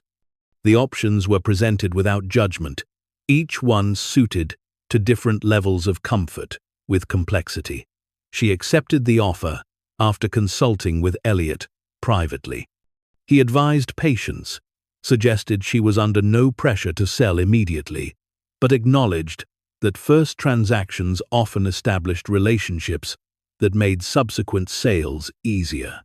She agreed, and the process moved forward with the mechanical efficiency of a system designed to operate outside public view. The payment arrived 10 days later, deposited into a newly opened business account Elliot had helped her establish. $62,000, after Elliot's commission and the various fees that accompanied discrete transactions. She stared at the balance on her phone screen, the number, both confirmation and catalyst. This was real. The stones were as valuable as she had calculated, perhaps more. She began the authentication process for additional stones, selecting them strategically, varying the sizes and cuts to build a comprehensive picture of the collection's worth. Each certification took weeks. Each appraisal added documentation. Each transaction established patterns that would matter if she ever needed to defend her ownership or explain her wealth. The work consumed her in ways that her transcription never had. She tracked schedules, managed communications, coordinated shipments and meetings. For the first time in years, she felt not burdened by labor, but engaged by purpose. The chess set had transformed from a sentimental object into a project, a responsibility that required intelligence and care rather than endurance. As the months accumulated, so did the sales. Lorraine purchased 4 more stones, each transaction smooth and professional. Elliot introduced her to two additional buyers, both of whom offered competitive prices and asked minimal questions. The money accrued in the business account transferred periodically to personal accounts in amounts small enough to avoid automated scrutiny, but large enough to reshape her life. She paid off the medical debt that had followed her for years, the weight of it lifting like a physical burden released. She prepaid her rent for a year, then considered moving to a larger apartment, but decided against it. Changing too much too quickly would invite questions, and she was not yet ready to answer them. Her transcription work continued, but she reduced her hours gradually, citing health reasons that were not entirely false. Her hands did hurt less when she worked fewer hours, and the financial pressure that had once forced her to accept every file, regardless of deadline, was gone. She could afford to be selective, to rest when she needed, to live without the constant calculation of whether survival was possible. It was during this period of transition, when her life had improved but not yet transformed, that the phone call came. Diane's voice was casual, familiar, carrying the same distant warmth it always had. She was calling to check in, she said, to see how things were going. They spoke briefly about nothing significant, and then Diane mentioned Marcus. He had been asking about the estate, she said, not in any urgent way, but with curiosity. Specifically, he had been asking about the items each of them had taken, wondering if any of them had turned out to be more valuable than expected. Diane had told him about the jewelry, about having it appraised for insurance purposes. Marcus had mentioned the desk, how it was solid oak and probably worth more than they had realized. And then he had asked about the chess set. The question had been offhand, Diane said, probably nothing. But he wanted to know if she had looked into it, if she had checked whether it might be worth anything beyond sentimental value. Apparently, he had seen an article about antique chess sets selling for significant sums, and it had made him curious. She kept her voice steady, saying that she still had the set, that it looked nice on the shelf, that she had not thought to appraise it. Diane laughed lightly and said that was probably smart, that knowing things were valuable sometimes made them harder to enjoy. The conversation ended soon after, cordial and unremarkable. But the unease that followed was immediate and sharp. Marcus was asking questions, whether from genuine curiosity or growing suspicion, she could not know. But the fact that he was thinking about the chess set at all meant that her window of invisibility was narrowing. She accelerated the authentication process, moving from cautious verification to systematic evaluation. Within 2 months, she had certified 20 stones, each one documented, each one sold through the network Elliot had built. The buyers absorbed them easily, the market for high-quality diamonds proving deeper than she had imagined. The money accumulated with startling speed. 50,000 became 200,000, then 500,000, then 1 million. The numbers on her account statements began to feel surreal, disconnected from the life she had lived for so long. She hired an accountant, someone Elliot referred, who specialized in managing sudden wealth discreetly. Trusts were established, investments diversified, tax obligations planned for in advance. She was no longer simply surviving. She was building infrastructure for a life that looked nothing like the one she had known 6 months earlier. It was inevitable that Marcus would learn the truth. The only question had been when and how. The answer came through a mutual acquaintance, someone who worked in the jewelry industry and had heard through professional networks about a series of high-quality stones being sold privately.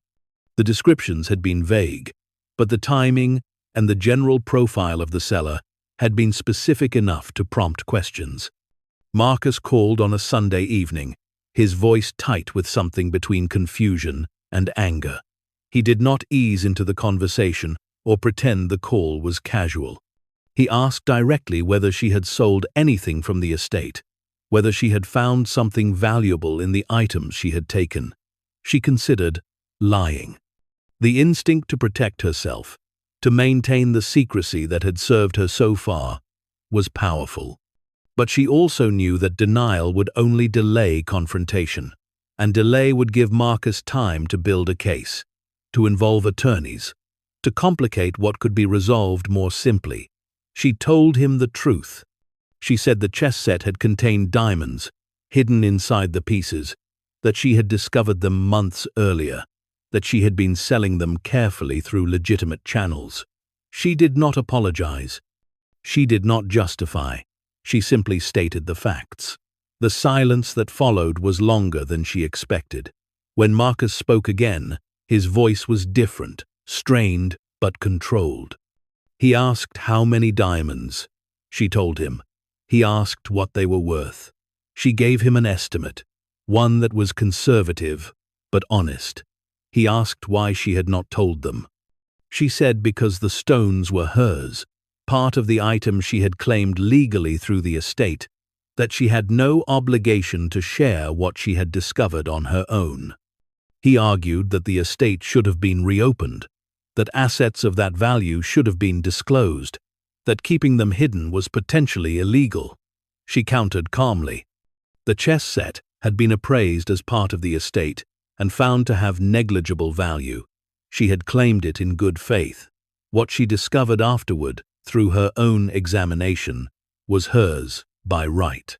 If he believed otherwise, he was welcome to consult an attorney, but she had already done so and been advised that her position was legally sound. The argument continued for nearly an hour, circling through accusations and defenses, anger and justification. Eventually, Marcus demanded a meeting, in person, with Diane present. She agreed, setting a date 2 weeks out, giving herself time to prepare. The meeting took place in a conference room Elliot arranged, neutral territory that carried no emotional weight. Diane arrived first, her expression carefully composed, but her eyes sharp with curiosity. Marcus followed, his posture rigid, his demeanor formal. She was the last to enter, carrying a folder with documentation she hoped would not be needed, but had prepared nonetheless. She began by explaining the discovery methodically, describing the evening she had first unscrewed the base of the king, the moment the diamond had fallen into her hand, the systematic examination that had followed. She showed them photographs of the chess pieces disassembled, the hollow chambers visible, the stones arranged on her table. She presented appraisal reports, certification documents, sale records.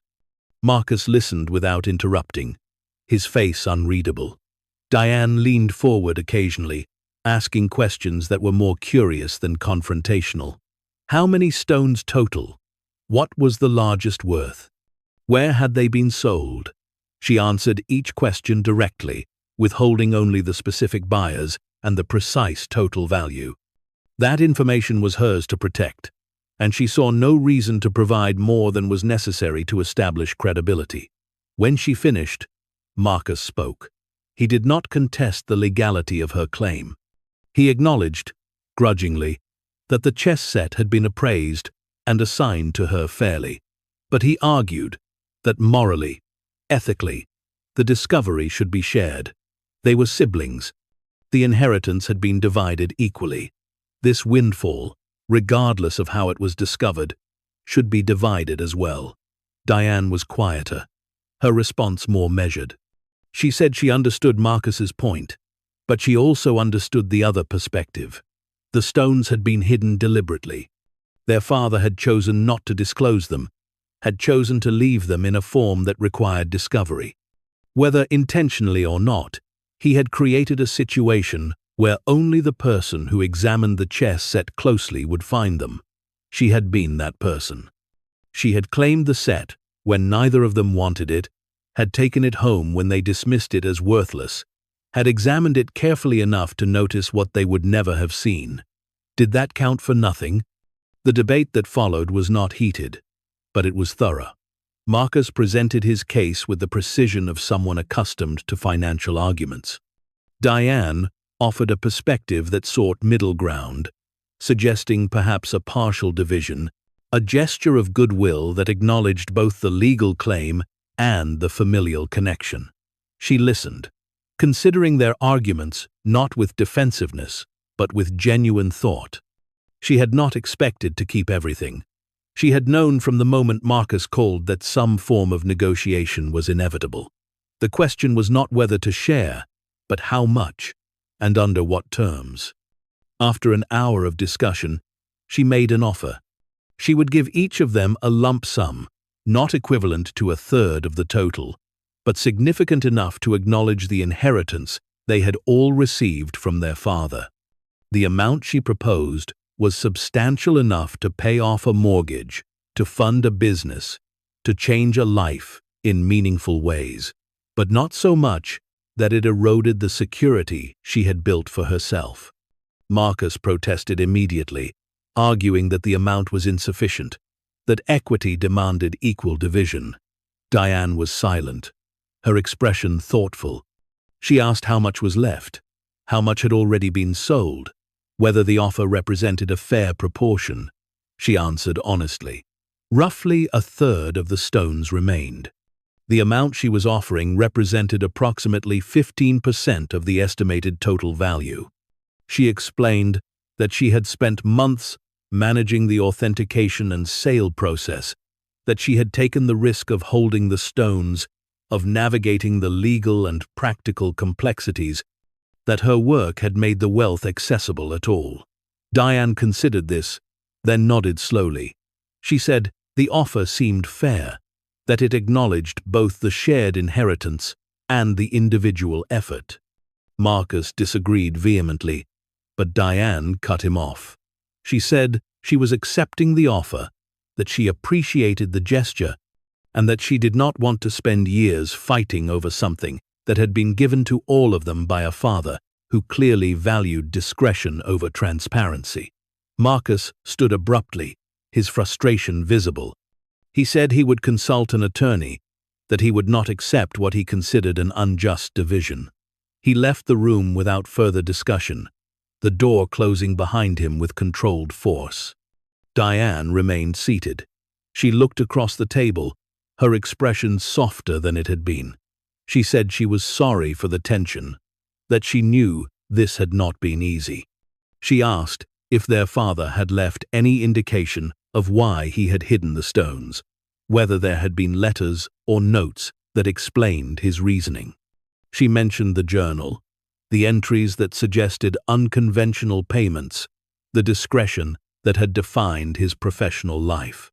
Diane listened, nodding occasionally, and when the explanation ended, she said it made sense. Their father had been a private man, someone who valued control and careful planning. Hiding the stones was consistent with who he had been. They talked for a while longer, not about the diamonds or the inheritance, but about their father, about the distance that had defined their relationships with him, about the ways people choose to leave, legacies that speak more through actions than words. When Diane left, she thanked her, said she was glad things had worked out, and suggested they stay in touch more regularly. Marcus did consult an attorney. The legal review took months, a slow process of document examination and statutory interpretation. In the end, the conclusion was what she had expected. The chess set had been legally assigned to her. The diamonds, discovered after the estate was settled, were hers by right. Any claim her siblings might have had was too weak to pursue, the costs of litigation outweighing the uncertain benefits. Marcus accepted the original offer eventually, though the payment was made through attorneys, the transaction formal and devoid of personal acknowledgement. Diane accepted with more grace, and they met for coffee a few weeks later, a tentative step toward rebuilding a connection that had atrophied over years of distance. The transformation of her life was not sudden, but it was complete. She moved to a larger apartment, choosing a place with more light, more space. a sense of permanence she had never felt before. She furnished it carefully, not lavishly, but with attention to comfort and quality. The chess set, reassembled and restored, sat on a shelf in the living room, its pieces solid once more, filled with resin that gave them weight without secrets. She stopped taking transcription work entirely, the physical and mental toll no longer justified by necessity. Instead, she enrolled in courses, subjects she had always wanted to study but could never afford. Art, history, literature, languages. The learning was not for career advancement, but for its own sake, a luxury she had never imagined possessing. Her health improved gradually. Without the constant pressure of deadlines and financial anxiety, her hands ached less, her sleep deepened, her body began to recover from years of strain. She saw doctors she had previously avoided due to cost, addressing issues that had been ignored too long.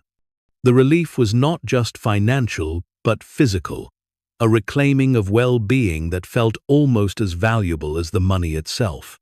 She began to travel, modestly at first, weekend trips to nearby cities, then longer journeys to places she had only seen in photographs. She traveled alone, preferring the quiet observation that solitude allowed, but she also joined groups occasionally, meeting people whose lives intersected briefly with hers in ways that felt meaningful without demanding permanence. The wealth she had acquired did not isolate her. She was careful to live within patterns that did not draw excessive attention, to maintain relationships that were not defined by money. She donated quietly to causes that mattered, supporting organizations that helped people in situations she recognized from her own past. The giving was not performative but practical, an acknowledgement that luck and inheritance had granted her opportunities others did not have. She thought about her father often, no longer with the confusion or resentment that had defined their relationship when he was alive, but with a complex gratitude. He had been a man who kept secrets, who valued discretion over openness, who had navigated gray spaces with a pragmatism that was neither purely good nor purely bad. He had left her a legacy that was hidden, complicated, and ultimately transformative. The chess set had been a test, whether he intended it or not. A test of attention, of patience, of the willingness to look beyond surface appearances. She had passed that test not through cleverness or luck, but through care. She had chosen the set when others dismissed it, had examined it when others would have left it untouched, had discovered what was hidden because she had bothered to look. In that sense, the inheritance was earned as much as it was given. The wealth had been there all along, waiting for someone who valued the object enough to understand it fully. Her father, through his silence and his secrets, had taught her something he perhaps could not have taught through words. That value often lies hidden, that discovery requires effort, and that sometimes the most meaningful inheritances are the ones that are not handed over, but found. 2 years after the estate was settled, she received a letter from Marcus. It was brief, formal in tone, but not unkind. He apologized for the way he had handled the situation, acknowledged that his reaction had been driven by surprise and a sense of unfairness that he now recognized as misplaced. He said he hoped they could move forward, that family mattered more than the complications of the past. She wrote back, accepting the apology, suggesting they meet for dinner when schedules allowed. The meeting happened a month later, awkward at first, but gradually settling into something resembling normalcy. They would never be close, she understood that, but they could be civil, respectful, aware that their father's legacy had shaped them all in ways they were still learning to understand. Diane remained the sibling she stayed in contact with most regularly. They met for coffee every few weeks, conversations that ranged from mundane updates to deeper reflections on family, inheritance, and the strange paths lives could take. Diane never expressed regret about accepting the smaller settlement, and she never asked how much remained. She seemed content with her own life, and that contentment allowed their relationship to rebuild on terms that felt genuine rather than transactional. As the second year became the third, the memory of the discovery began to feel less urgent, less consuming. The wealth had stabilized, invested carefully, managed by professionals who understood discretion as well as she did. She no longer thought about the diamonds daily, no longer felt the weight of secrets or the fear of discovery. The transformation was complete, integrated into her life so thoroughly that it no longer felt like a transformation at all. She had become someone new, not through dramatic change, but through the gradual accumulation of choices made possible by the fortune she had found. She was more secure, more comfortable, more capable of pursuing interests and connections that had once been impossible. But she was also, fundamentally, the same person who had opened that first chess piece, who had looked at the diamond in her palm and understood that her life was about to change. The chess set remained on the shelf, a reminder of where she had come from and what she had discovered. Sometimes, when the apartment was quiet and she was alone, she would take the pieces out and arrange them on the board, not to play, but to remember. Each piece had held a secret. Each one had been a part of a puzzle that only she had solved. Her father had been an accountant, a man who understood numbers and balance sheets, who had navigated systems designed to reveal and conceal in equal measure. He had left her an inheritance that was both gift and test, wealth that could only be claimed by someone willing to look closely, to think carefully, to act with the same discretion he had valued throughout his life. She had been that person. She had seen what others overlooked, had valued what others dismissed, and had transformed a neglected chess set into a fortune that had changed her life completely. The vindication was not loud or public. It was quiet, personal, known only to her and the few people who understood what had happened. But it was real, and it was hers. And as she sat in her apartment years later, looking at the chess set that had started everything, she understood that sometimes the greatest inheritances are the ones that must be discovered rather than given, earned through attention rather than received through obligation. The board sat ready, the pieces in their starting positions, and she understood now what her father might have known all along. That in chess, as in life, the game is won not by the pieces that are most obvious, but by the ones that are most carefully positioned, most patiently played, most willing to wait for the right moment to reveal their true value. She had been one of those pieces, hidden, overlooked, dismissed, and in the end, she had been the one to claim the victory that no one else had even known was possible. The years that followed, the initial vindication, brought changes that were both dramatic and subtle, transformations that reshaped her life while allowing her to maintain connection to who she had been. The wealth she had accumulated did not make her a different person so much as it allowed her to become more fully herself, free from constraints that had previously limited her choices to those dictated by necessity. She had left the transcription work behind gradually, completing existing contracts before declining new assignments, maintaining professional relationships without accepting the labor they once required. The decision felt final but not dramatic, a quiet exit from work that had sustained her but never fulfilled her. Her hands no longer ached at the end of each day. The repetitive strain that had threatened permanent damage, now healing through rest and the physical therapy she could finally afford. The apartment she had occupied for years was eventually abandoned for a new space, though the move was deliberate and carefully considered. The new apartment was larger, brighter, located in a neighborhood where safety and convenience did not require constant vigilance.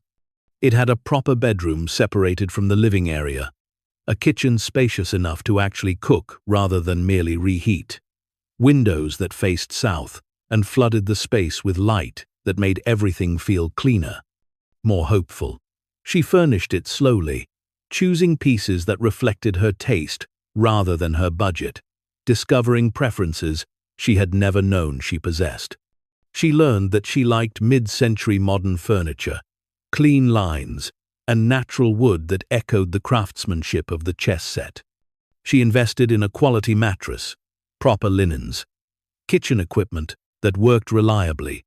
The accumulation of these objects felt significant, each one a small declaration of permanence, of belief that her circumstances would not suddenly reverse. The chess set occupied a prominent position in her new living room, displayed on a shelf where natural light caught the wood grain and made the pieces seem to glow. She had the case professionally restored, the brass hinges replated, the wood refinished to its original luster. The pieces themselves were carefully maintained, oiled periodically, their weight now restored through proper filling materials that replaced the diamonds they had once concealed. Visitors who saw the set commented on its beauty, its apparent age, the obvious quality of its construction. She would smile and explain that it had been her father's, that it was one of the few things she had kept from his estate. The explanation satisfied curiosity without revealing the story of its true significance, the fortune it had held, the transformation it had enabled. Her relationship with Diane had strengthened considerably, their meetings evolving from obligatory family contact to genuine friendship. They met monthly now, sometimes more often, conversations ranging across topics they had never discussed during childhood, when age gaps and different interests kept them separate. Diane proved surprisingly insightful about the complexities of sudden wealth, having married into money and navigated the social adjustments that came with changing economic status. She had offered advice that proved invaluable about managing relationships with people who assumed wealth eliminated problems, about the isolation that could come from prosperity in a society that often conflated money with character. Diane spoke frankly about how her own marriage had been affected by wealth, the ways money created pressures even as it solved others, the importance of maintaining identity separate from financial status. Marcus remained more distant, their interaction cordial but rarely deep. He had accepted the settlement she offered, but never quite forgiven what he saw as an inequitable distribution. They exchanged messages on holidays, saw each other occasionally at family events that still occasionally drew them together, but the ease that sometimes developed between siblings never materialized. She accepted this without bitterness, understanding that Marcus's personality did not allow him to simply move past what he perceived as loss, even when his own life remained comfortable and secure. Through Diane, she learned that Marcus had invested his share of the settlement in cryptocurrency ventures that had performed erratically, generating some gains but also significant stress.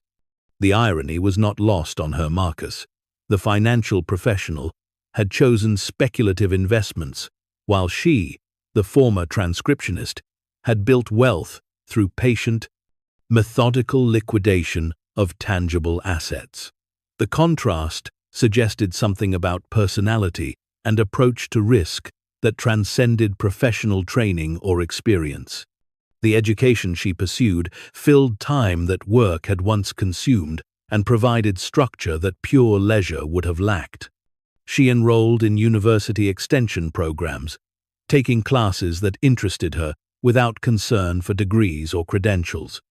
Art history revealed connections between aesthetics and economics she had never considered, the ways wealth shaped artistic production and preservation across centuries.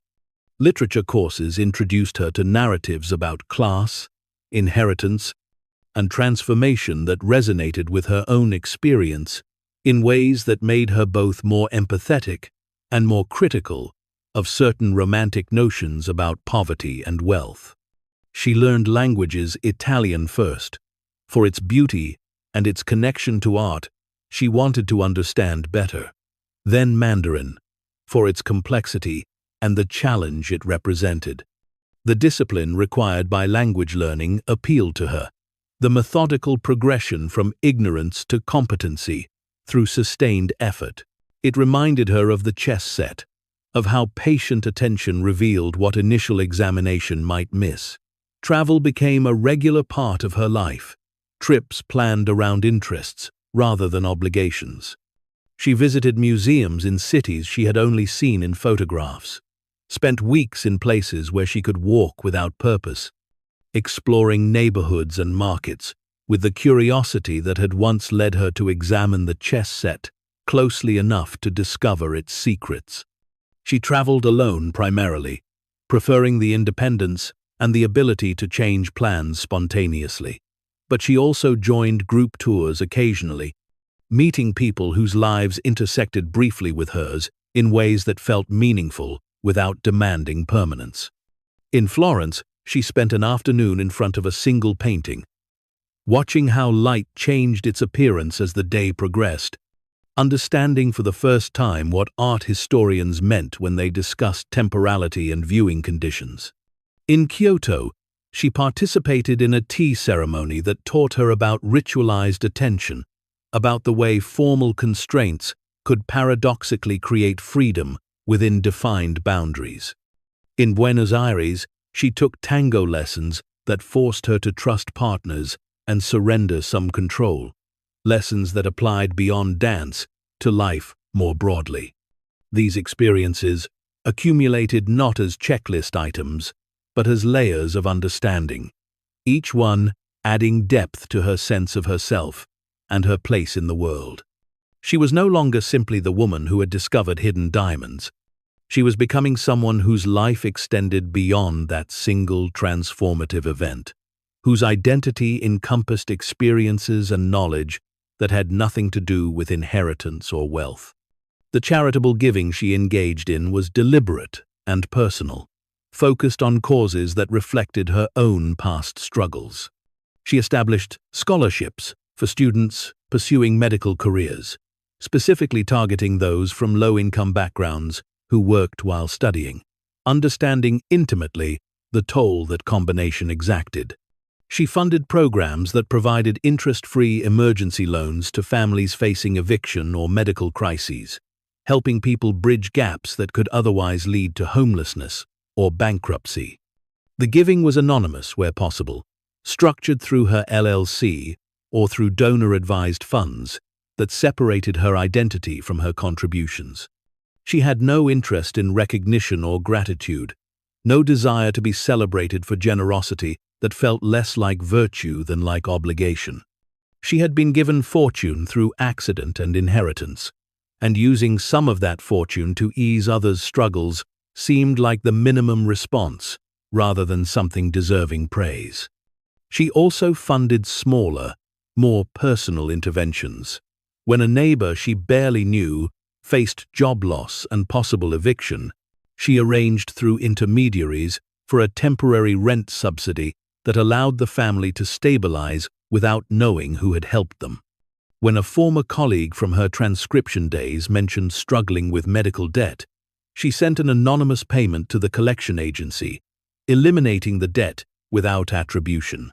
These actions were not systematic charity, but responses to specific needs she happened to encounter. Small deployments of wealth that felt more meaningful than large donations to established organizations. As the years accumulated, she found herself thinking less about the diamonds themselves and more about the broader questions they raised about value, recognition, and attention. The stones had been valuable, objectively and measurably, yet that value had been invisible to everyone who examined the chess set casually. Her father had understood this, had relied on it, had built his strategy around the insight that most people do not look carefully at ordinary objects, do not question their assumptions about what contains worth. The lesson extended beyond physical objects. She began to notice how often people dismissed individuals based on surface assessment, how frequently assumptions about value, human value, intellectual value, potential value were formed quickly and adhered to stubbornly.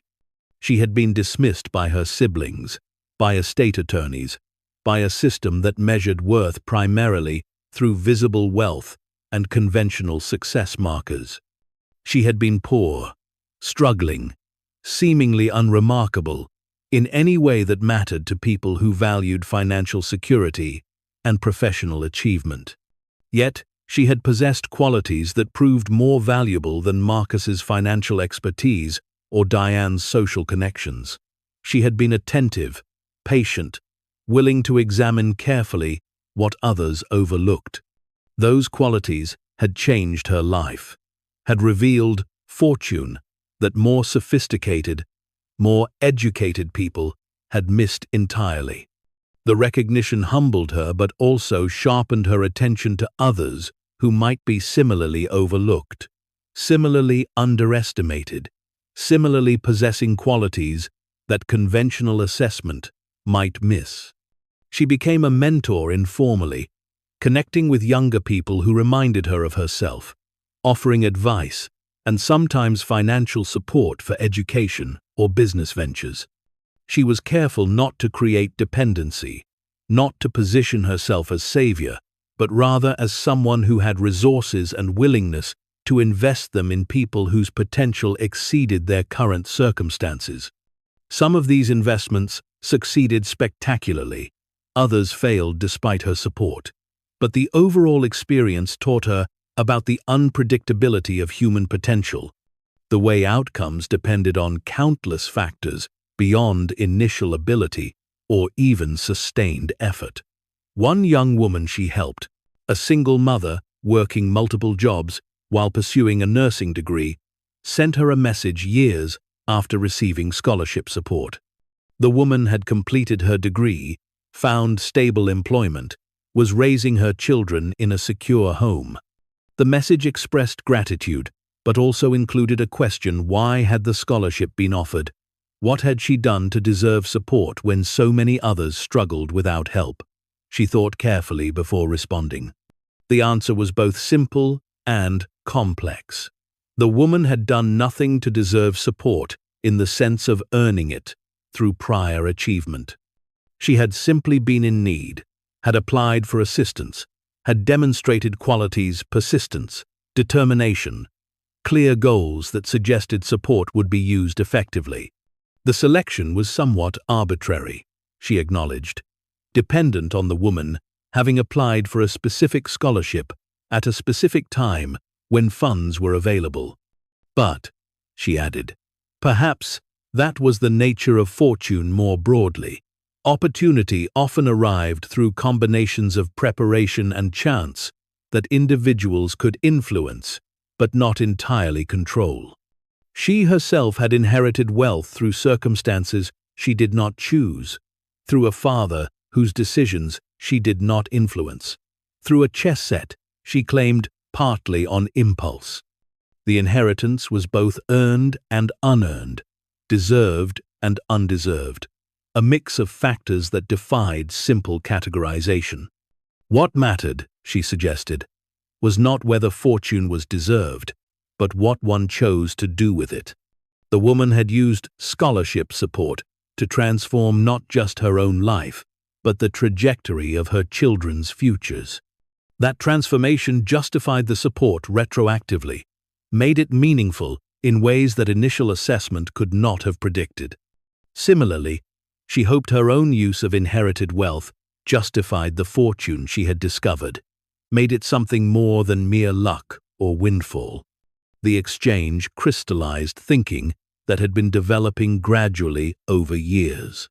She had been given fortune, but she had also worked to access it, to convert it to usable forms, to deploy it in ways that reflected values and priorities she had developed through experience. The inheritance was a starting point, not a destination, and the years since discovery had been about building something meaningful from that foundation. She thought often about her father during this period, her understanding of him continuing to evolve as her own experience with wealth deepened. She had initially seen him as secretive, perhaps even dishonest, a man who had hidden wealth and obscured its origins. But time and perspective had softened that judgment, replaced it with more nuanced assessment. Her father had been pragmatic. She now understood, someone who recognized that systems designed to regulate wealth often penalized careful planning and rewarded either inherited privilege or reckless risk-taking. He had chosen a middle path, accumulating wealth through legitimate means, but structuring it to remain outside systems that would have diminished it through taxation and regulation, designed to fund priorities he might or might not have supported. Was that choice ethical? She was no longer certain. Ethics provided clear guidance on questions of wealth and obligation.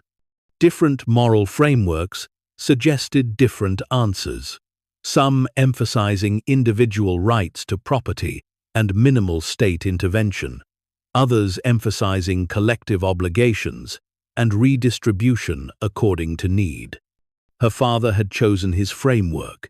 She had inherited the consequences of that choice, and she was now constructing her own framework that drew on both his pragmatism and her own experiences of scarcity. The chess set remained central to her thinking about inheritance and value. She had taken to playing chess again, teaching herself through online tutorials and practice games, discovering that the game was more complex and beautiful than she had understood as a child watching her father play.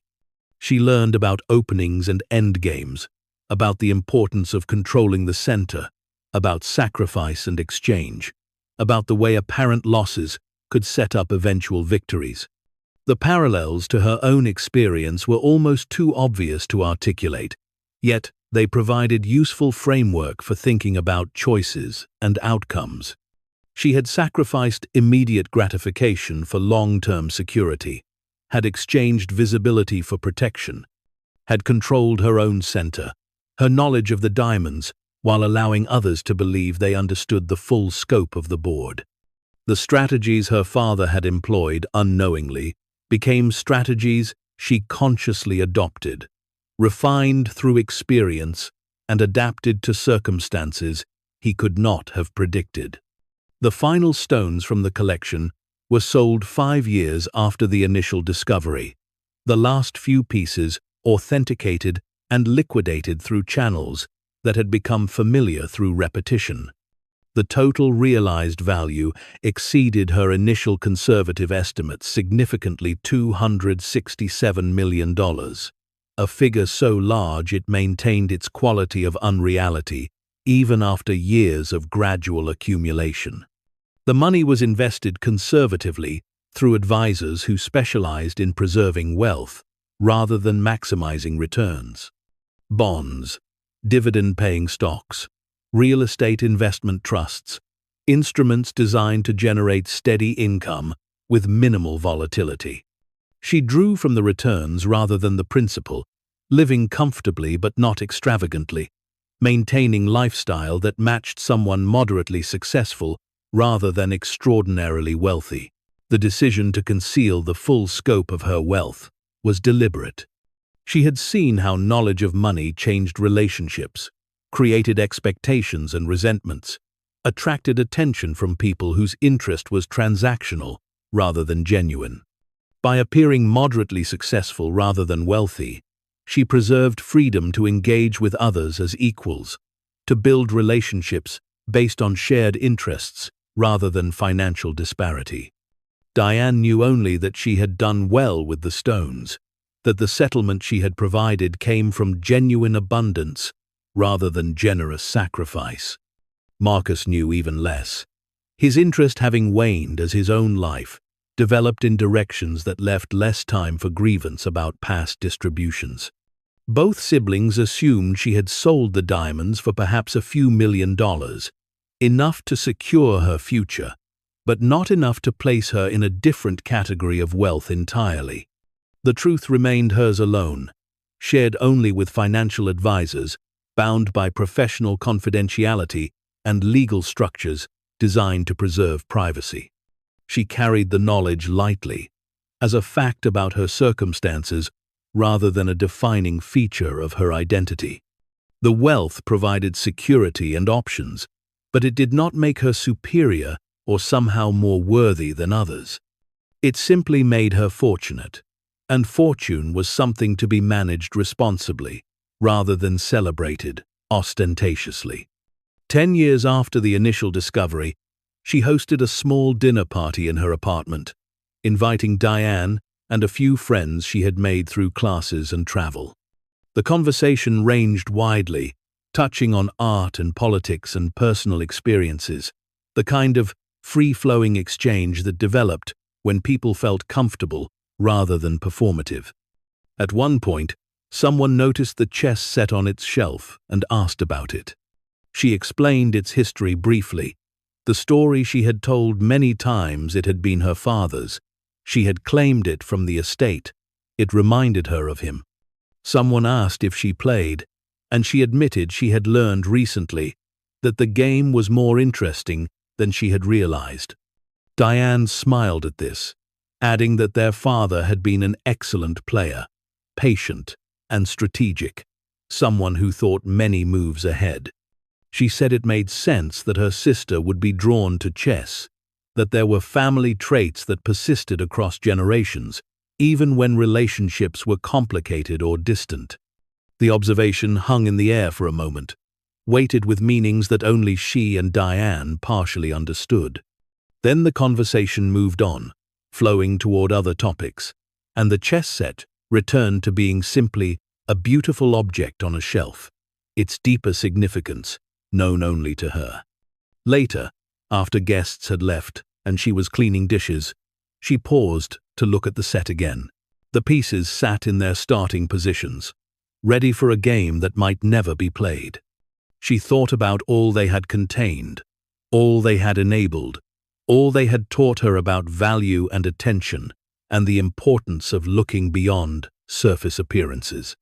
Her father had left her fortune, but more importantly, he had left her a puzzle, a test, a challenge to see what others missed. In solving that puzzle, she had discovered not just diamonds but something more valuable: understanding of her own capacity for careful observation, patience, and strategic thinking.